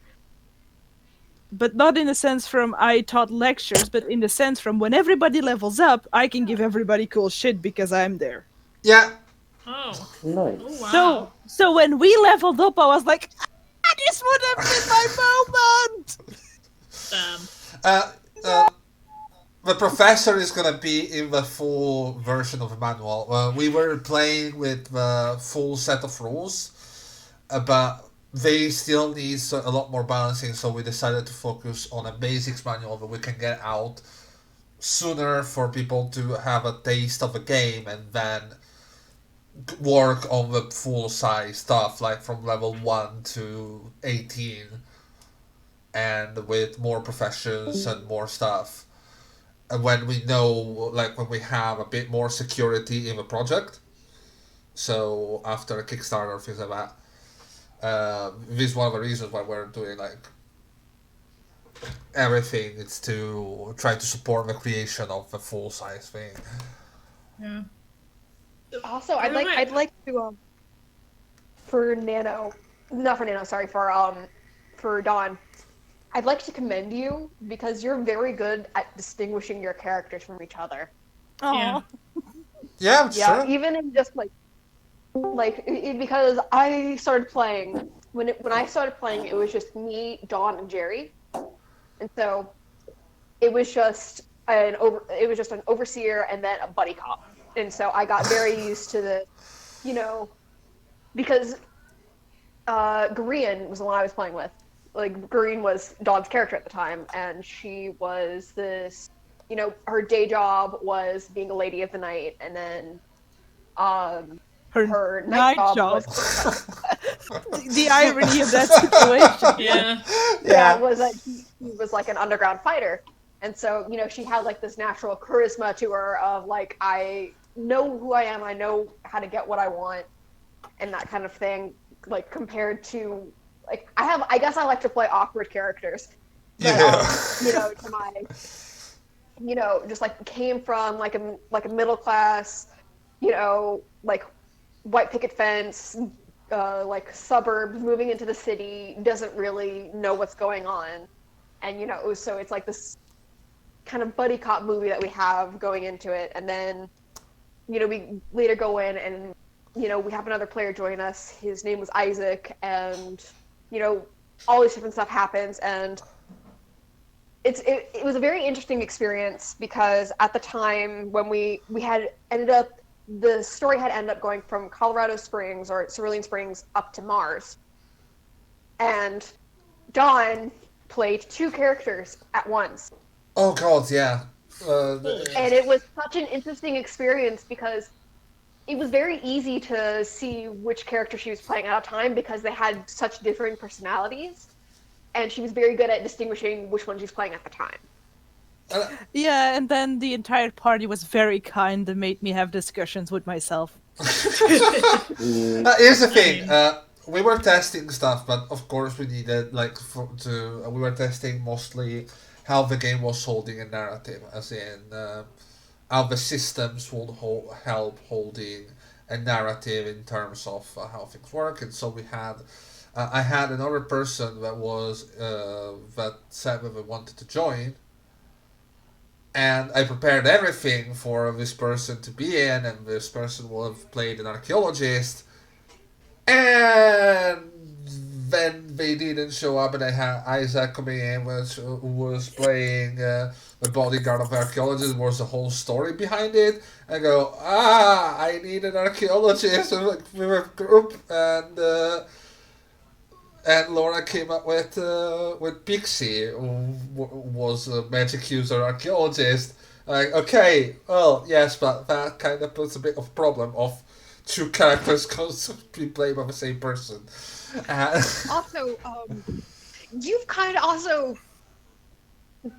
you've also kind of set yourself up for a similar situation if you ever wanted to do that again, where you play 2 characters, because I think you mentioned that that Nano's charge is technically one of your characters that you've made. Yes. So, like, if you wanted to, you could literally just. Yeah, she has a complete character sheet. Like, she's ready to go at any time. Yeah. I've said this. I want to meet her so bad. SR. To give an insight, because we have so many aspects of the game, I have so many different characters. I, at the moment, at the drop of a hat, have 12 characters ready to play. God. Holy shit. Yeah. Yes. Yeah, and it is great. And it's like, and it's so fun because I think I've seen Nano, Pixie, Gurian, and Ikini, and I think Clover. So I've seen 5. Yeah, you've briefly met Clover. Yeah. So I'll say I'm at 4.5.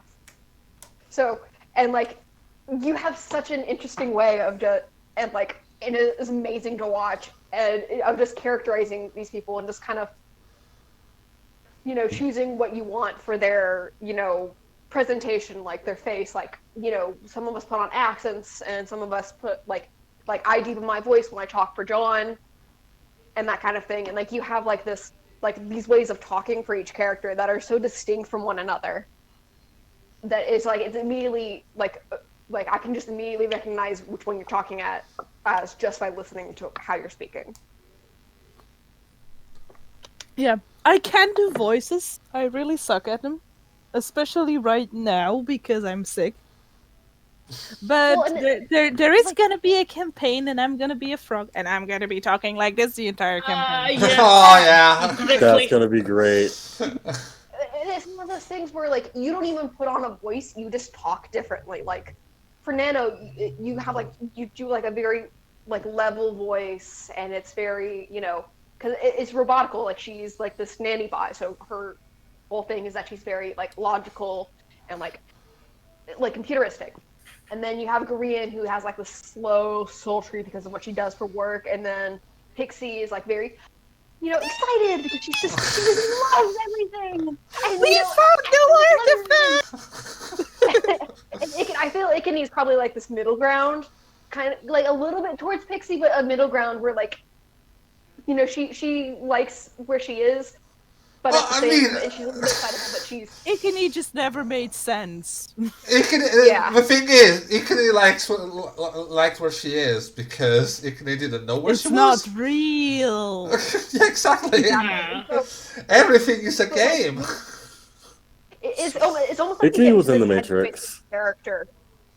It's almost like you get into this headspace of your character, and you just kind of like you think what makes this character, and then you kind of talk as like you make your voice like a personification of it, and it's really cool to watch or to So- listen to.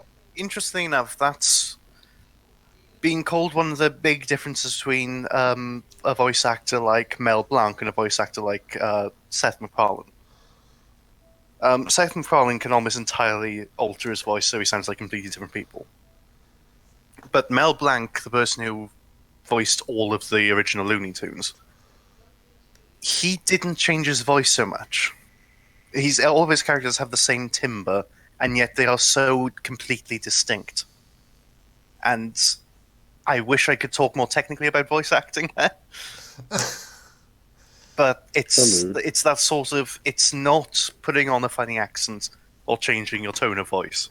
It's getting a different character, I suppose. Like Yeah, it's Yeah. actually like getting in character. it's actual acting instead of just. I guess yeah. the difference is acting in the sense of I'm immersing myself in the character instead of this character has the same sort of demeanor but has a different voice. Oh, by the way, on that note, I just thought back about like where you asked which character I wished was at which bit, and I realized that Ruben probably wouldn't have fucking cared about Red October like bringing her to the brink of death because she has been there many times. So she Ooh. probably wouldn't have had the urge to punch Red October at all. Oh, that's interesting. That will be a completely different reaction. They're going, I Yeah. hate you, but I still know what that means. So I'm Yeah. not gonna inflict it to you, even if you will fucking deserve it, sort of thing. Yeah, it's like I had worse type of thing. There's Henry, he will patch me up. Easy. Yeah. I would have imagined you punching him with a coupon that says, "Congratulations, you are my 10th near-death experience," or something like that. Yeah, something like that. Like since Riven was an actual underground like fighter, she was doing a lot of shit in the underground like fighting rings. Mm-hmm. Right. Yeah. Next question. Next question. Okay. Let's see. What one do I want to go with next? Mahmoud, are you still here? I'm still here. I have a question specifically for you. Ooh. Oh dear, for me? Oh my. Yes. You Oh, mentioned. lovely. I think Ooh la la. I ask Maud the questions because she's gonna have to go soon. So any question you have specifically for her, I'd say ask them now. Yeah. Cool. Maud, Do you so, I'm mentioned.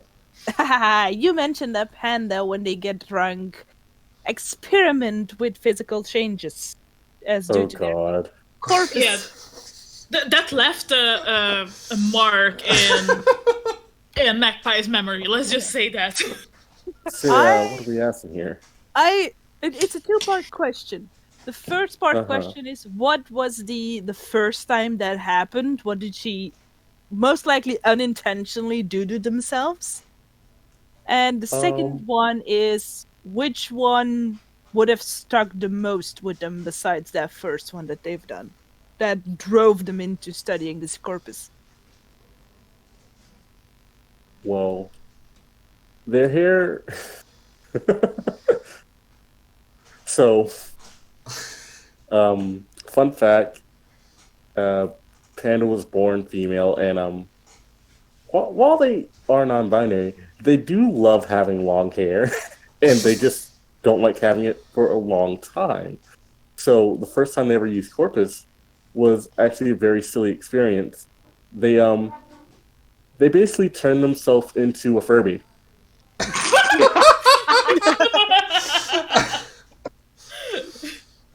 I don't know what I expected. Okay, I but didn't see that coming. But was it like a normal I thought Furby or it was one a of those bundle. long Furbies? I mean, considering Panda, I will say long Furby.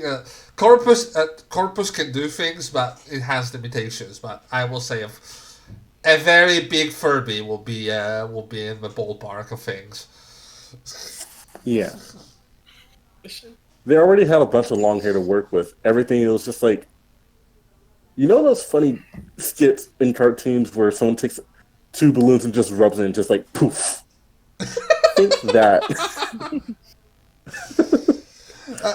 But the entirety of Panda.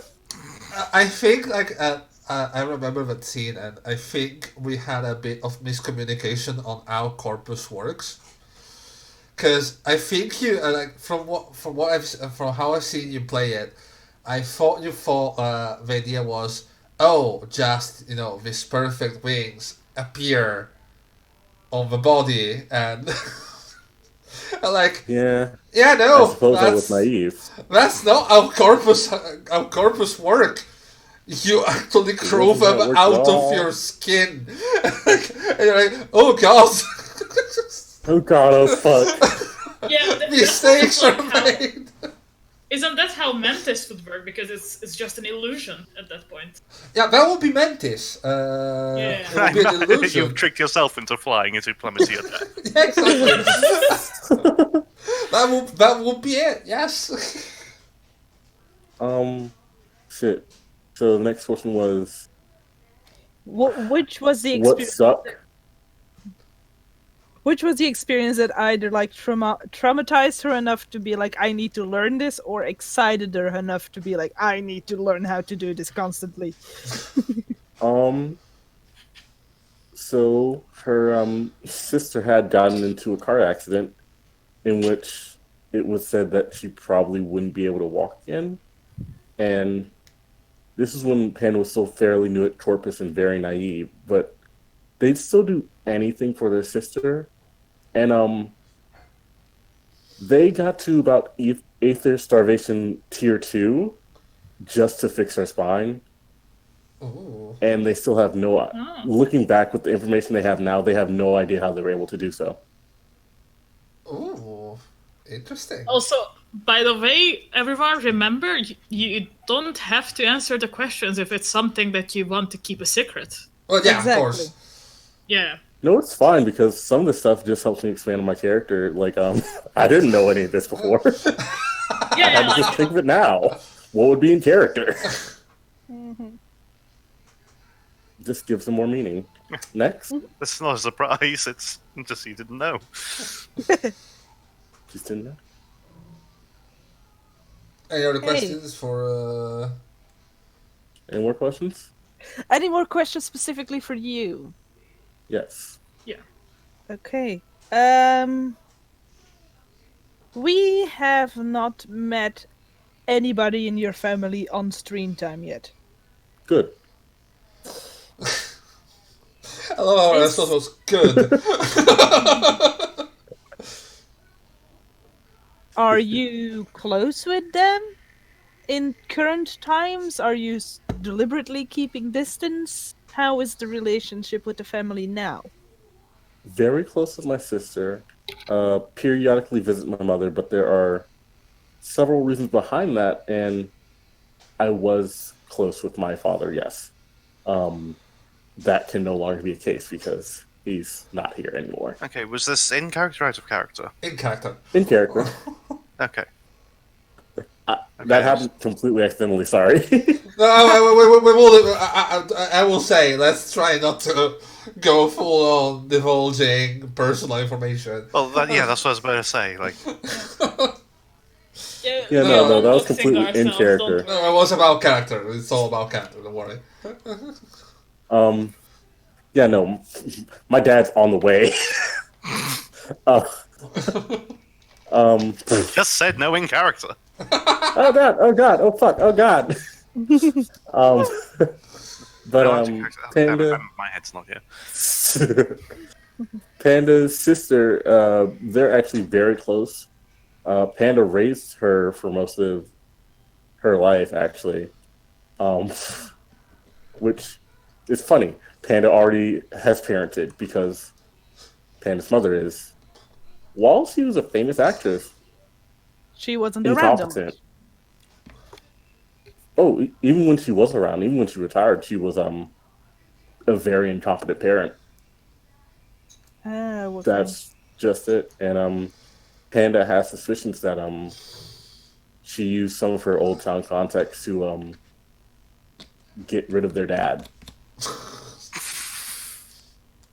Also, Panda's mom is a humanist. Yep. Dun dun dun! Delightful. Panda still takes care of her in the hospital. You're one of the good ones, sweetie. I'm not one of the good ones. Yeah, and Panda has kind of just kept their sister from knowing any of this about their mom. Because their sister has mutations very similar to Kalita, my former character. They're both actors and siren type gatecrashers.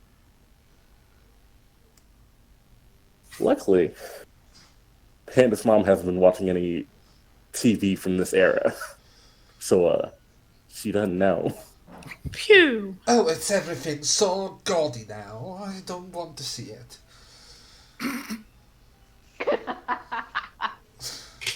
God. All these But, yeah. weird people appearing on the screen like it's for everyone. It's just distasteful. Today's entertainment. There? God, I hate her so much.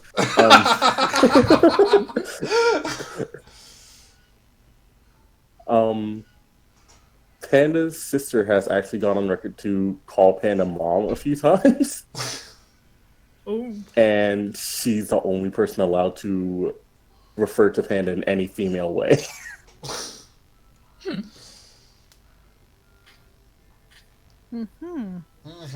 Indeed. Any more? What was Panda gonna become before Arc happened? Oh, thank you for asking. They were actually going to become an environmentalist. Oh. They were, before the gate crash, they were just fresh going into college. They were about 2 years in, and they were studying basically biology because they were trying to fix the current state of well, all the stack farms and shit. No, they wanted to bring organic back into existence. Technically, the stuff farms are organic, just very, very processed. Yeah, no, fuck that. And when the gate crash hit, magic was a thing, and they were like, magic research and development. And now they have a degree in that with a minor in... What the fuck did they say their minor was in? Psychology. Say what? Was it in psychology It because they're like a therapist? Oh, yeah. Well, they're a counselor, not a therapist. Along those lines, though. Yeah. Double major. That's their double major. They know the information, they don't use it. And Especially in front of the camera. Shut the fuck up.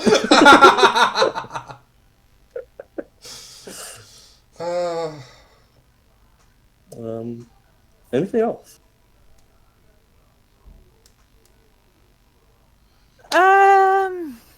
Well, I guess this question broadens to everybody else as well.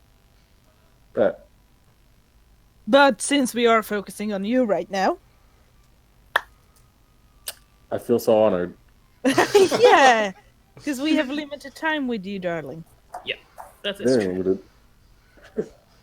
It's the law of capitalism. Like, I've got to answer this one quickly, throw it out. It's a very rare resource. A lot of talking is happening. When is their birthday? Their birthday is...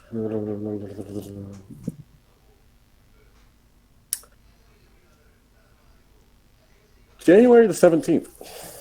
Oh, shit! So that is coming up then. Yes. You sneaky bugger, not telling us. Sorry. But I've got to go now. I'll call y'all later. Bye bye. Bye bye. Sure. Bye.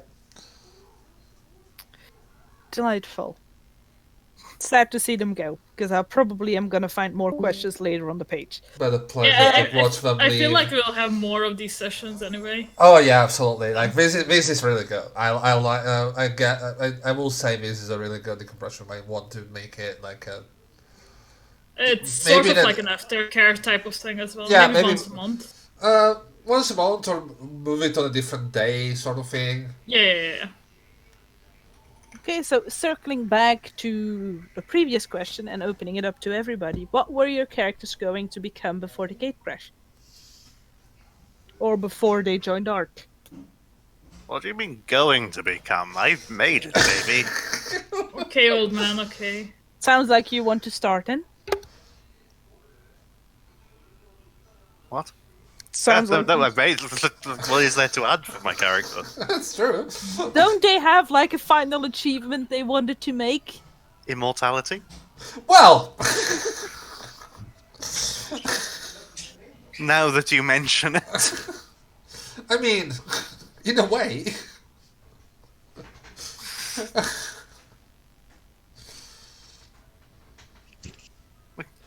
Then maybe for the viewers explain what you were before this happened. Before. Well, spoilers. The little bit that I do know about him, because remember, I can wave an awful lot behind spiritual amnesia. But the little bit that I do know will be spoilers. Yep. Okay, Okay. that is fine. Magpie? John? Okay. So Magpie was always gonna become a mechanist. She wanted to work in like robotics, drones, mech suits, shit like that. Like she didn't go to any university or anything. She went to like one of those high schools where you actually pick up a specialization type of thing. She was doing that. She actually graduated on top of her class. Bloody overachiever.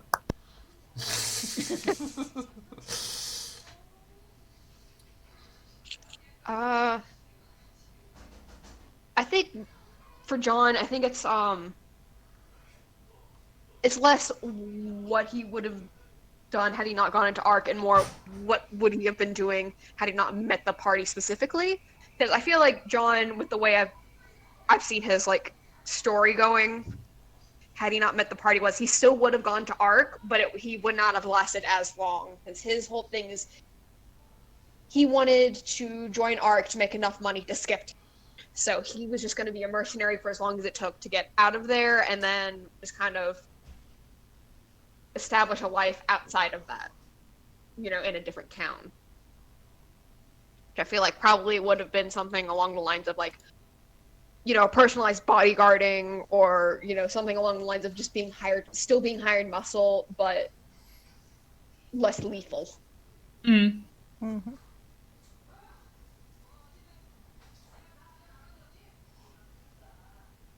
Okay. I don't think I get to ask this question to the DM. Yeah.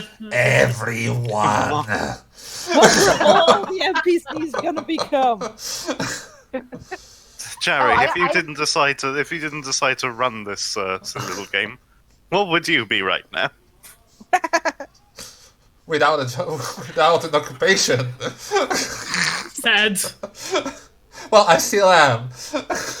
I do Okay, yeah, have a that's- different Yeah, but at least you're being productive. I do have a different question specifically for our DM though. Oh. If you get a chance to play in your system, what kind of character would you build? Well, funny you will ask that, because my character will probably be the one that sprouted this whole system. Zoe? Yeah.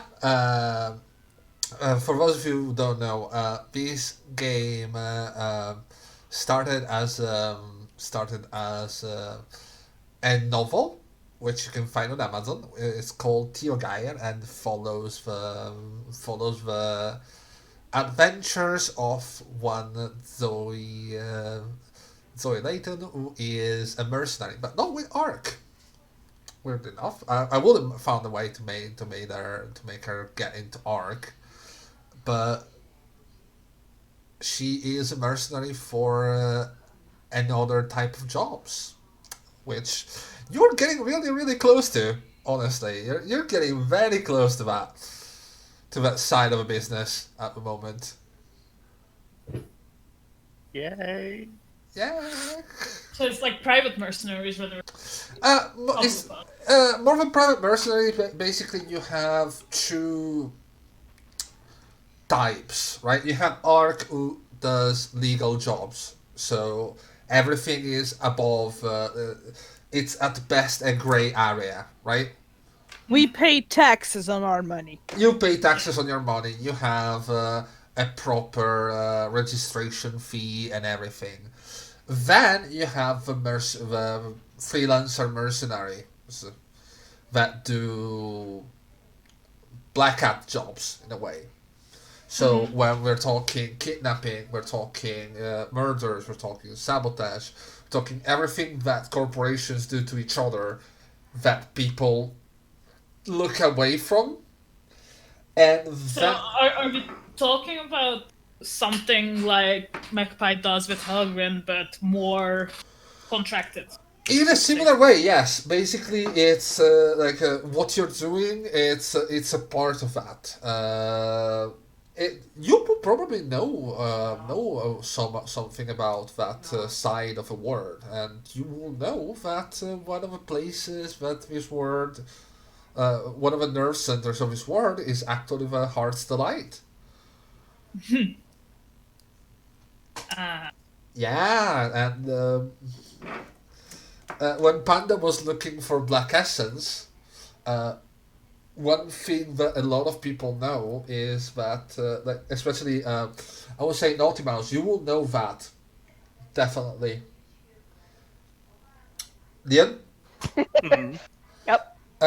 Basically, you will know... God damn it. You will know that around the mercenary operations, there's a number of shops that can provide services. And those are the types of shops that even what you will call old school mafia wouldn't touch. Oh. Because for a simple reason, right? It's like, okay, if I go touch this shop that is already affiliated with the mercenaries, all the mercenaries that rely on that are suddenly pissed off at me. So to put it in like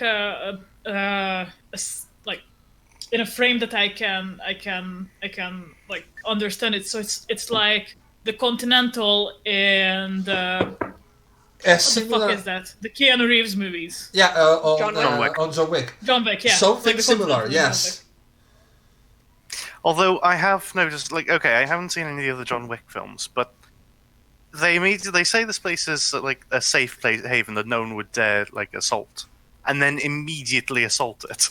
Because they needed to make a movie, I suppose. Yeah, that's true. But the thing is, if you assault it, you're taking a really big risk. You can assault it, but once you do, you're fucked. Yeah, you might have a bounty on your head for that. Yeah, you don't want to do it. It's better not to do that. If you want to do it, but But be prepared for the you're consequences. gonna regret it. You're gonna have a bad time, sort of thing. Don't get caught. But yeah, no, I would have played probably Zoe, perhaps someone else. But most probably Zoe, because I am really boring when I make characters, and I tend to make mages, and I tend to make in my defense, role-playing has been a way to experiment with certain things, and I still haven't gotten away from that. So... No, role-playing is definitely a really good outlet for that. Yeah.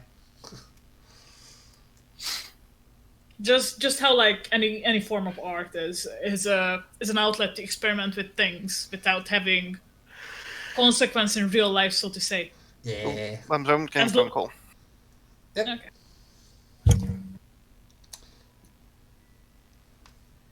I Next. see. You're having fun, aren't you? That I came prepared. I am.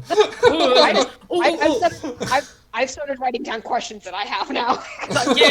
Can I have one question before we Yeah, move go into for it. Laura? So it's mostly for the characters except for Lemuria. Who left? Have you worked with Ark before? And if you have, how was your assigned party? Ooh. Okay, so Nano has been with Ark for 2 years now. She's done a lot of solo stuff, a lot of stuff that takes her different places. If you go through Nano's track record, you will see that there have been jobs at the same location that she deliberately did not take. Because Arc will like highlight jobs for you that you might be good at because you're familiar with stuff or because of expertises. And she will specifically not take jobs to the same locations Oh, okay. because the little lady wants to see as much of the world as she can. So if I go to the same place twice, she doesn't see a new thing. Understandable. She has done a lot of solo stuff. She usually is the muscle in groups when she does work in groups. She, once in a while, she will accept a solely hacking job and she will just quite literally do it from the comfort of their home together with her charge. Smart. Because yeah, you get 2 people for the price of 1 then. But yeah, that is I think Nano has a pretty spotless track record. She does have a tendency to not maintain groups for too long because her priorities are very different than they are for most people, which makes it hard for groups to stick with her when they don't have to.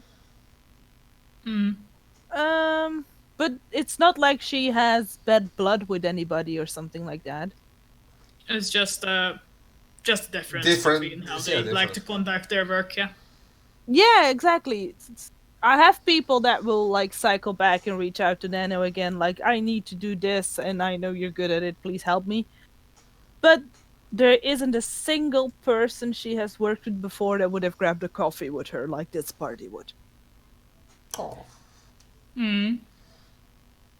Oh. Oh. John, I feel like probably has been working with Ark since the gate crash happened, at least since he got the new identity, because he's been trying to like work up money so that he, like I said, he can skip town.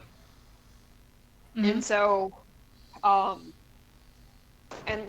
to me, John has been up to this point, like since the gate crash, has been pretty much a lone wolf. So probably would have taken a lot of like solo jobs, and only ever occasionally worked in parties. And even then, he didn't really get attached because his whole idea is I'm just here long enough to make enough money to leave, so I'm not gonna get attached to anyone because that'll just cause me to stay. And I don't want to stay. And so, you know, I feel like he probably would have been doing a lot of like marine ones, obviously, because he's amphibious.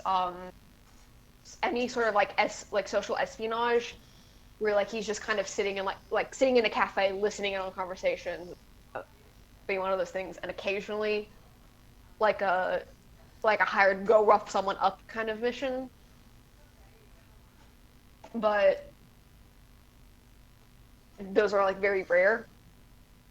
So I feel like he never really stayed long enough with a party, but I think the main reason he stayed with this one is because of like he wants to get to know what happened. And so he's kind of he originally stuck with the group because like they're my best bet of knowing what the shit just happened. And now the party is just starting to grow onto him as like friends kind of thing.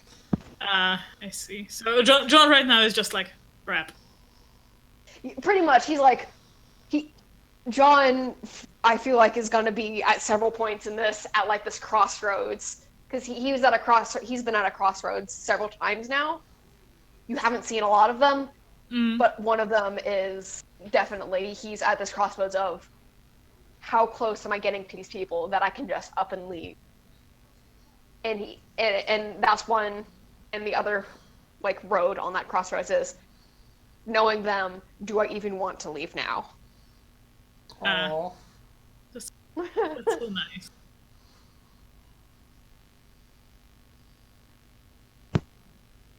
Miss Magpie, you said you also... Did you have any other questions? No, that was my question.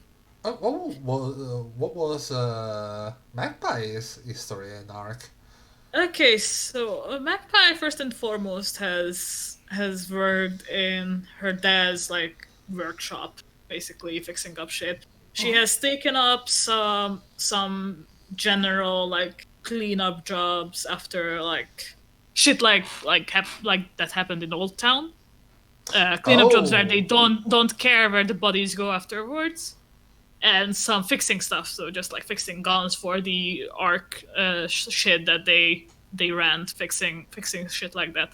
She tried to get some credit so that she can build Hornet, and this is her first thing that might involve combat and not just fixing and cleaning up.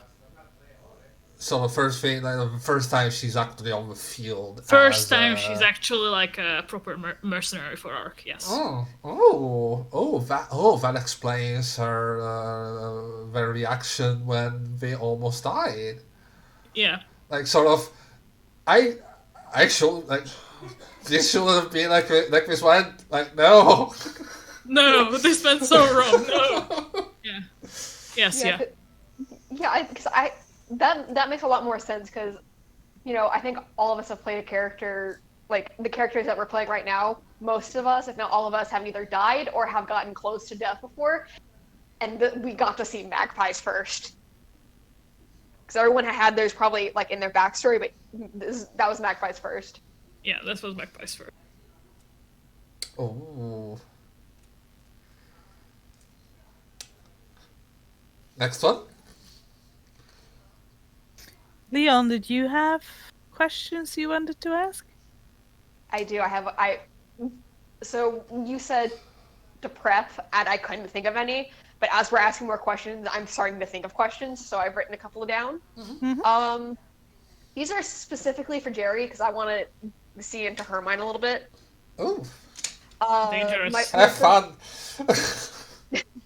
My first one, it's kind of piggybacking off of one of Laura's earlier questions, but I guess what I want to know is how much do we surprise you, which is what character decisions did you least expect from each player? Because I feel like we kind of established our characters and who they are going to be very early on, and I know we've all deviated a little bit from what you're expecting, and I want to know which ones kind of like what decisions have our characters made that you did not expect, or like would have been the last thing you would have expected from us. All right. I tend to try and think about things a lot. Like when I set up something, I try to sort out all the possible, at least all the possible outcomes I can think about, because at least like that, I am somewhat prepared. I'm like, oh, help, panic! I don't know what's gonna happen now. Oh shit! But okay, going from the left, with Magpie, what surprised me the most was Magpie just continuing on that. Just going deeper into the humanist. Yeah, like hole. every time Magpie was talking with a humanist, like, okay, like this in my mind, right? This shouldn't have gone that far. Like that would have been roll me your charm because you're trying to bluff yourself and you're trying to bullshit them really badly, right? Because you're like, Yep. oh, I am the undercover agent. I'm a spy inside this group of degenerates. Like that can't work. And then Kara rolls like an 18 or something. Like, oh, for fuck's sake. Okay, this is happening now, I suppose. And then Mike kept going deeper and deeper, and I knew where this was going because the moment that I saw that happen, I was like, this is gonna end so badly. Like, okay, she can bullshit her way through, the goons The around, minions. but Rockstar will know who the fuck it was talking to. So. Yeah, but that's something that the character herself doesn't know. Like, Yeah, exactly. I'm like up until that point, she believed that she actually managed to bluff her way through the yeah. whole fucking thing. And so that was what surprised me the most for Magpie. For Nano, I will say what surprised me the most is seeing Nano go through when they were with the humanists. Like keeping up the facade and actually doing what was supposed to happen. Because part of me was expecting Nano, when that happened, to just go, I'm gonna shoot Rockstar in the face and we're gonna bolt it, sort of thing. Even if I set it up like this is what's gonna happen, like you can try something, but that will be a dead sentence. But considering the situation, I was expecting Nano, to go, fuck this, and just blast Rockstar. Screw it. So that kind of surprised me. I might have blasted Rockstar if I was capable. I thought I was capable of killing him. Oh, like if it was a proper killing shot, I would have done it, sort of thing. But that was very unlikely to happen. And secondly, what people seem to keep forgetting, Nano might be a nanny right now, but I am a fucking war droid. No, I know that, but I oiled my joints with blood before. Oh, I know. Not literally. That's a very bad oil, but It really is. Like, It rusts incredibly quickly. I might not remember much of it, but I have killed a lot more people than anybody needs to know. oh god, yes. With Lemuria, Damn. it was the introduction. Like I knew what was gonna happen, But the way he played it. but the way it went, Yeah. the way Liam went on it, I was like, oh god, I was dying. I swear. And with Naughty Mouse, what happened in our one-on-one sessions, like when you told me I'm going there, I'm like, are you going? Like, do you want to do this? Like, yeah, at this point I will. I'm like, okay, but this is happening now, I guess. So, all right. I do have to admit that I'm getting jealous with the amount of private time John is getting. I know, know. I'm feeling like I've started to feel guilty too. So like my whole thing was I want to get this done as quickly as possible so everyone else can have the spotlight. Because Yeah, exactly. Like, oh, I'm hopping it. Oh, darling, don't bother with it. I literally go fade to black whenever my charge gets managed. Yeah, to be honest, like it's so weird because I do want the spotlight as well, but whenever I get the spotlight, I just freeze. Oh. It's like deer in the headlights. It's my Yeah, turn. exactly. Oh, shit. I'm just sad y'all can't hear it because it's some. I enjoyed the interaction so much because it was so good storytelling, and now I'm just like, Yeah. do we really have to do this in secret? Because I kind of want the party to know about this. I- At least the and players. we will know about this when that little story arc is resolved. We are all just going back in the stream and watching it 7 times. Yeah, definitely. Yeah. But we are being good players and letting it be a secret until you don't need it to be a secret anymore. I'm gonna have a decision to not about like Leon. If you're okay with them knowing, I'm perfectly okay with playing it publicly. I love the fact that people go to the secret channel. Yeah, I like the Aw. mystery. It's great. Yeah. I love it. Remember but I'm when I say oh, sorry. sorry. Go ahead. When I was about to say I'm fine with y'all knowing.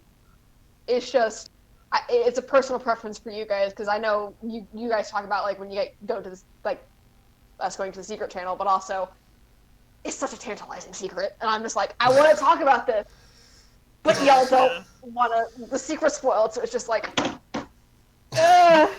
Eating your fist. do remember when these situations happen and I go, shall we go there? You do have the option of saying, no, I want to play it out. Like I want to play out here. You can't do that. I'm not forcing you into a secret room. Yes, Keep but I that also in get mind. the input from everyone else, and they're like, "Oh, this sounds like it'd be a secret channel." I'm like, "All right, I guess this is a secret channel." Another one that I was surprised with Nano was when Nano was really freaking out about following John. That one, I was like, I'm seeing what I'm doing. Like, and here's the thing: me and Laura had a conversation about a certain thing, and that fitted in so well with Exactly. with that, and I was like, oh yes, I love this. Promises for the future. Yeah. Promises for the future. And with Panda, one that surprised me, I would say going down in the astral plane and talking to the people. Yeah. Oh, yes. Because when they did that, I was like, okay, well, how do we play this? Like, where do? Here's the thing: every time you guys do something, I'm always going out with my hand, going, where will this go? Right? Like, where can I bring this stuff? And when that happened, I was like, oh no. I will say those are the situations that I got most surprised for.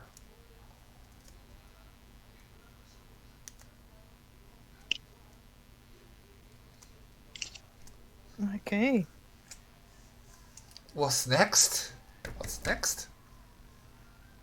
Do you want to go, John? Because I've asked a lot of questions already. All right, I have one more question that I thought of so far. I might think of some more, but the other one I have is, what is your favorite NPC to play? Or if you don't have like one particular, which ones are your favorite? So, like which one you have to play? I have to say, I kind of love going ham on things. So people like Maka or the Mad Hatter, those were a lot of fucking fun. I like playing them all because they all have their own story, their own personality, and I try. I'm not sure. I hope I succeed. I'm not sure. I can't judge my own work, of course, but I try to give them all very differentiated personalities, like very differentiated ways of being. And for example, Rockstar being this really asshole-ish, going, I have everything under control. What I can control, I'm gonna just fucking kill. Sort of behavior. And then and I love I do love comeuppance. So when Rockstar called Magpie for the porn of the computer, I was like, Oh, he's gonna be so good. And what I like is trying to give characters, even characters like Rockstar, or characters like the villains that you see. I like to try and give a humane perspective. Mm. Like, yes, Hello. hello. Welcome back. Like, yes, this is a sadistic asshole, but he's still a person in his own way, sort of thing. He's not the Saturday cartoon mustache twirling villains. He has some Exactly. depth to him. Yeah, I try at least. Like, even if you don't see it in the moment, he has a life like everyone else. Of course, You you know, realise for juxtaposition now, at some point we're going to have to come across just a psychopath. Oh yeah, no, absolutely. That's gonna happen very soon. You, Like, you mean the Exarch cult? I mean, oh, Liam, I thought you were supplying that with your character. oh, There's a difference between a psychopath and just unlikable. No, I think Right. Lumberby is just a sociopath.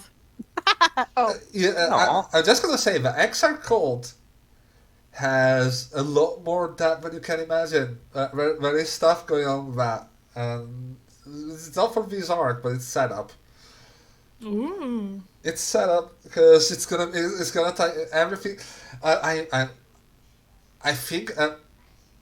Do you guys think that I overdo on the connections between things? Nah. No. no, I think you make it to the point where they make sense. Yeah. I refuse to jerk you off. Yes, far too much. I don't think you make too many connections, but I do think you sometimes get so excited about all your stuff that you want to throw it at us too fast.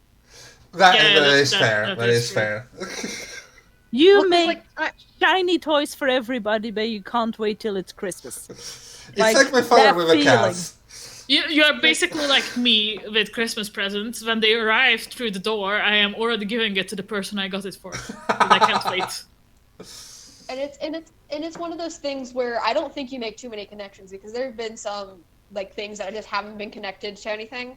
Because like we have like this overarching story of here's the main thing and here's all the things that are connected, and then you've also thrown in some stuff that isn't, like the corporate espionage mission we went on to that was some guy trying to get information on the crush.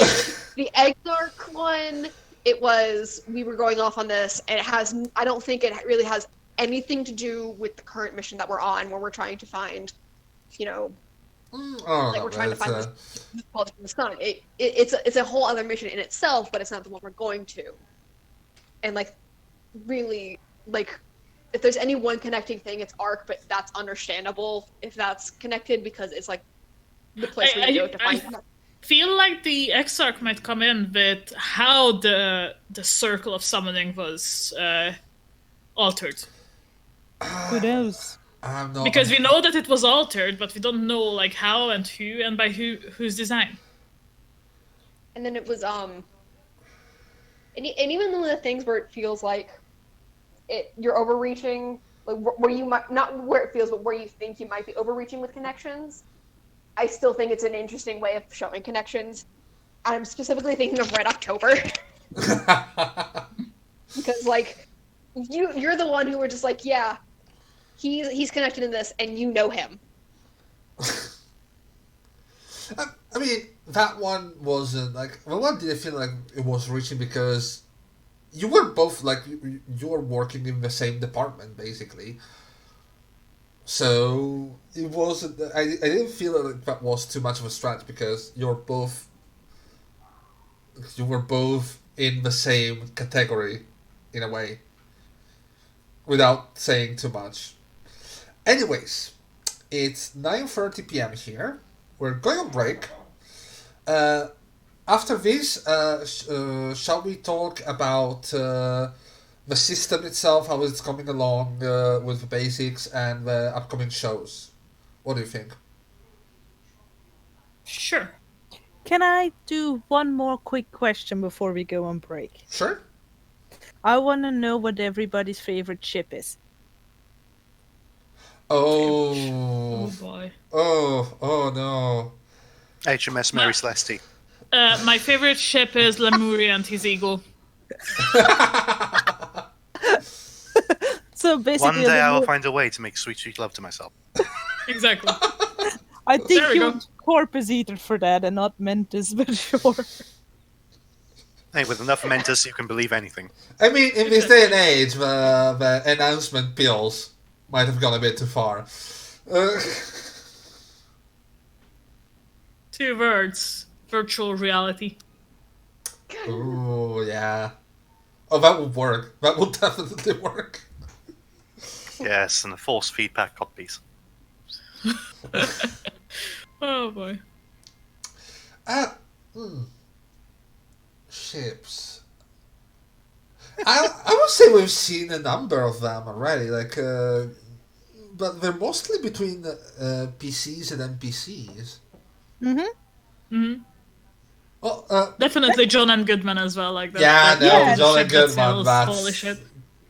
that is absolutely one to keep in mind. Panda, I'm still not sure about now when I can say it because Panda's not here. Like, the relation with Janine, Is interesting. it's It's interesting. it feels like a very high school romance to me, or like that 14-year-old It romance. kind of does, but not to mention, like, personality-wise, I'm not sure it's gonna work. Because they're 2 very different people. Yeah. Also, on that note, I can't help but sort of ship Magpie with Rockster. Oh! I can't like help a crack that. ship? Like a crack ship kind of thing? Yeah, like a ship. Yeah. He is like the broken boy Magpie is slowly going to fix. I mean, define fixing. I fucking hate it, but I ship it. Yeah, I know what you mean. I know what you mean. It's one of those like guilty pleasure shit. Yeah, it is. But we all have to admit the hate fucks that would come out of it. Oh god. Oh yeah. Oh man. Oh god, imagine the fake marriage scenario. Ooh. I mean, at that point, I will say Naughty Mouse and Honey. You cut out there. If you're going down that route, Naughty Mouse and Red October. Yeah, definitely. If you're going down that route, and I mean, they have a connection, and Yeah. Red October. But there's also like a 12. There's also like a 12 to 17-year age gap. That's true. That's true. For Still, some people, that is called a kink. Yeah. I mean, 12 to 17 years. Well, that's not too bad. this seems worse. But I'm like I actually I asked that last time because I was like, wait, how old is Red October? And you're like, oh yeah, 40 to like 45. And I go, my character's 28.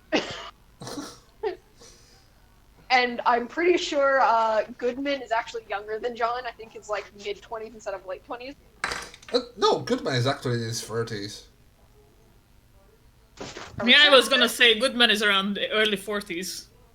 Or at least that's the vibe I got. He wrote the stuff in the... Hold on, let me get a roll 20 real quick, because you have the ages. I do? Oh, I remember being surprised that Goodman was younger than John. I might have... Wow. Oh yeah, 24, you're right. Yeah, Yeah, I fucked up. it's just his line of work is the same as him. Yeah, that's true. Goodman is younger than Magpie as well. Holy shit. You switch the numbers around, Jerry. Yeah. Oh my god, it's a character that's younger than Lemuria. What a Who would have Freaking guessed? millennials. Okay, Zuma. So, Anyways, Dawn, what is your favorite ship? Oof. If we're doing like crack pairings, like the weirdest stuff, I'm shipping. What is the tech guy that the gadget guy Panda goes to? Oh yeah, the... I Not forget. Cletus. Not oh, Cletus. Maka. Maka. Maka and Big Berta. Oh god. I want there to. I I want. mean, that is not a crack ship. That is a ship that. Yeah, like I want to figure out what their relationship is. Like there is something there that we're not seeing. They've been married for years. Yeah, I feel like Big Bertha might have an AI in it. yeah, exactly. Like those talking guns in Borderlands games. Oh, I could do something about that. I will say, I have an idea about Big Bertha, and Or the thought I was having is like she's remote controlled and there's like a person behind the controls.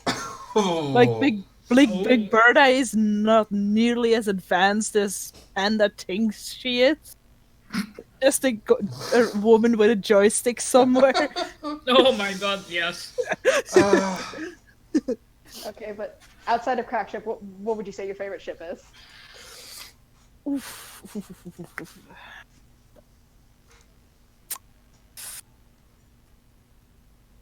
Oh god. I want to say something, but that would be so. There wouldn't be anything in story yet for it to be a reason.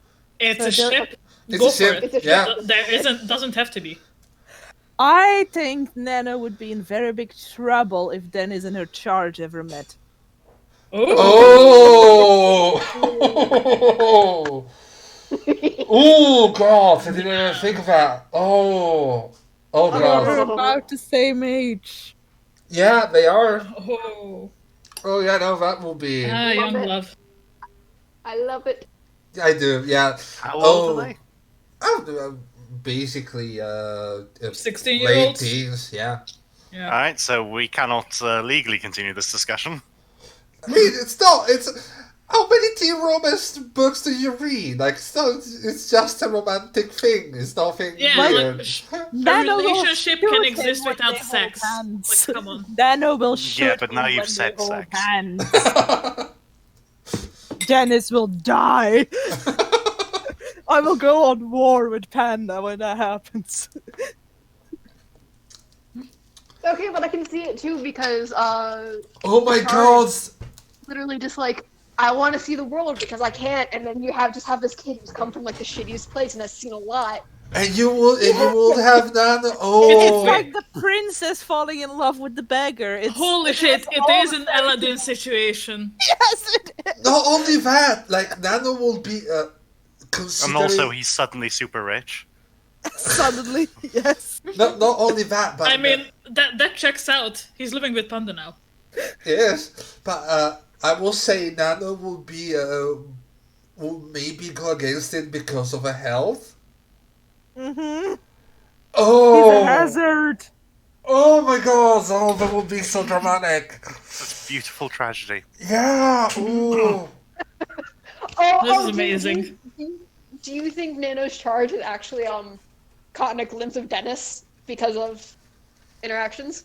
Definitely. Oh, She is aware that Dennis exists. Yes. you would have. That's how it starts, yes. Oh I my have- god! You would have had the recordings. Oh shit! You just gave something to Jerry that you shouldn't have. I know.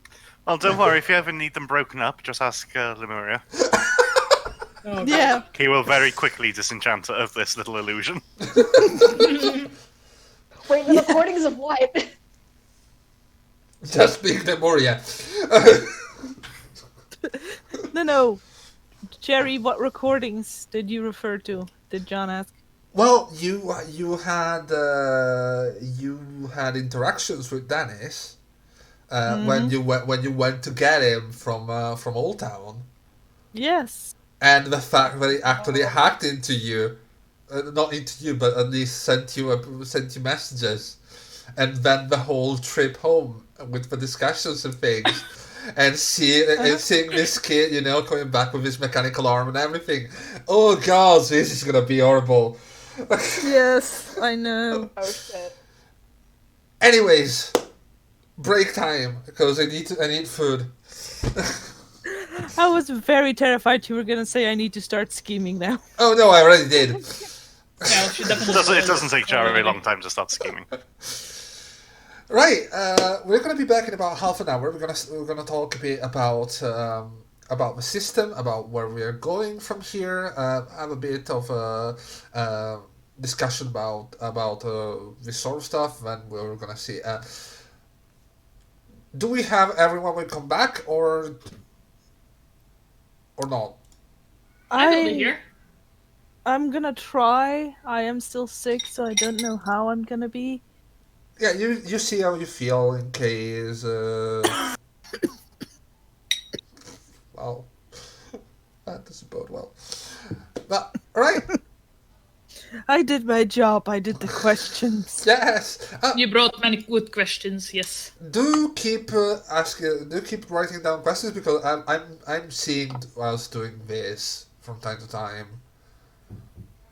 Like even without the whole thing being like, oh, we need to. I will send you a message like on something that we could do with this. Okay. Yeah, sure. And alright. See you all in about half an hour. Remember to share the stream. I hope you're enjoying the madness that this became. And we're gonna be back in a bit. We're gonna eat something, wash your hands. Yeah, all wash of your this stuff. prismatons. Oh yeah, you. Yes. We're gonna get trademarked for Bastion. Oh, that's what this is. See ya later. Bye bye. Angel. Bye. Bye.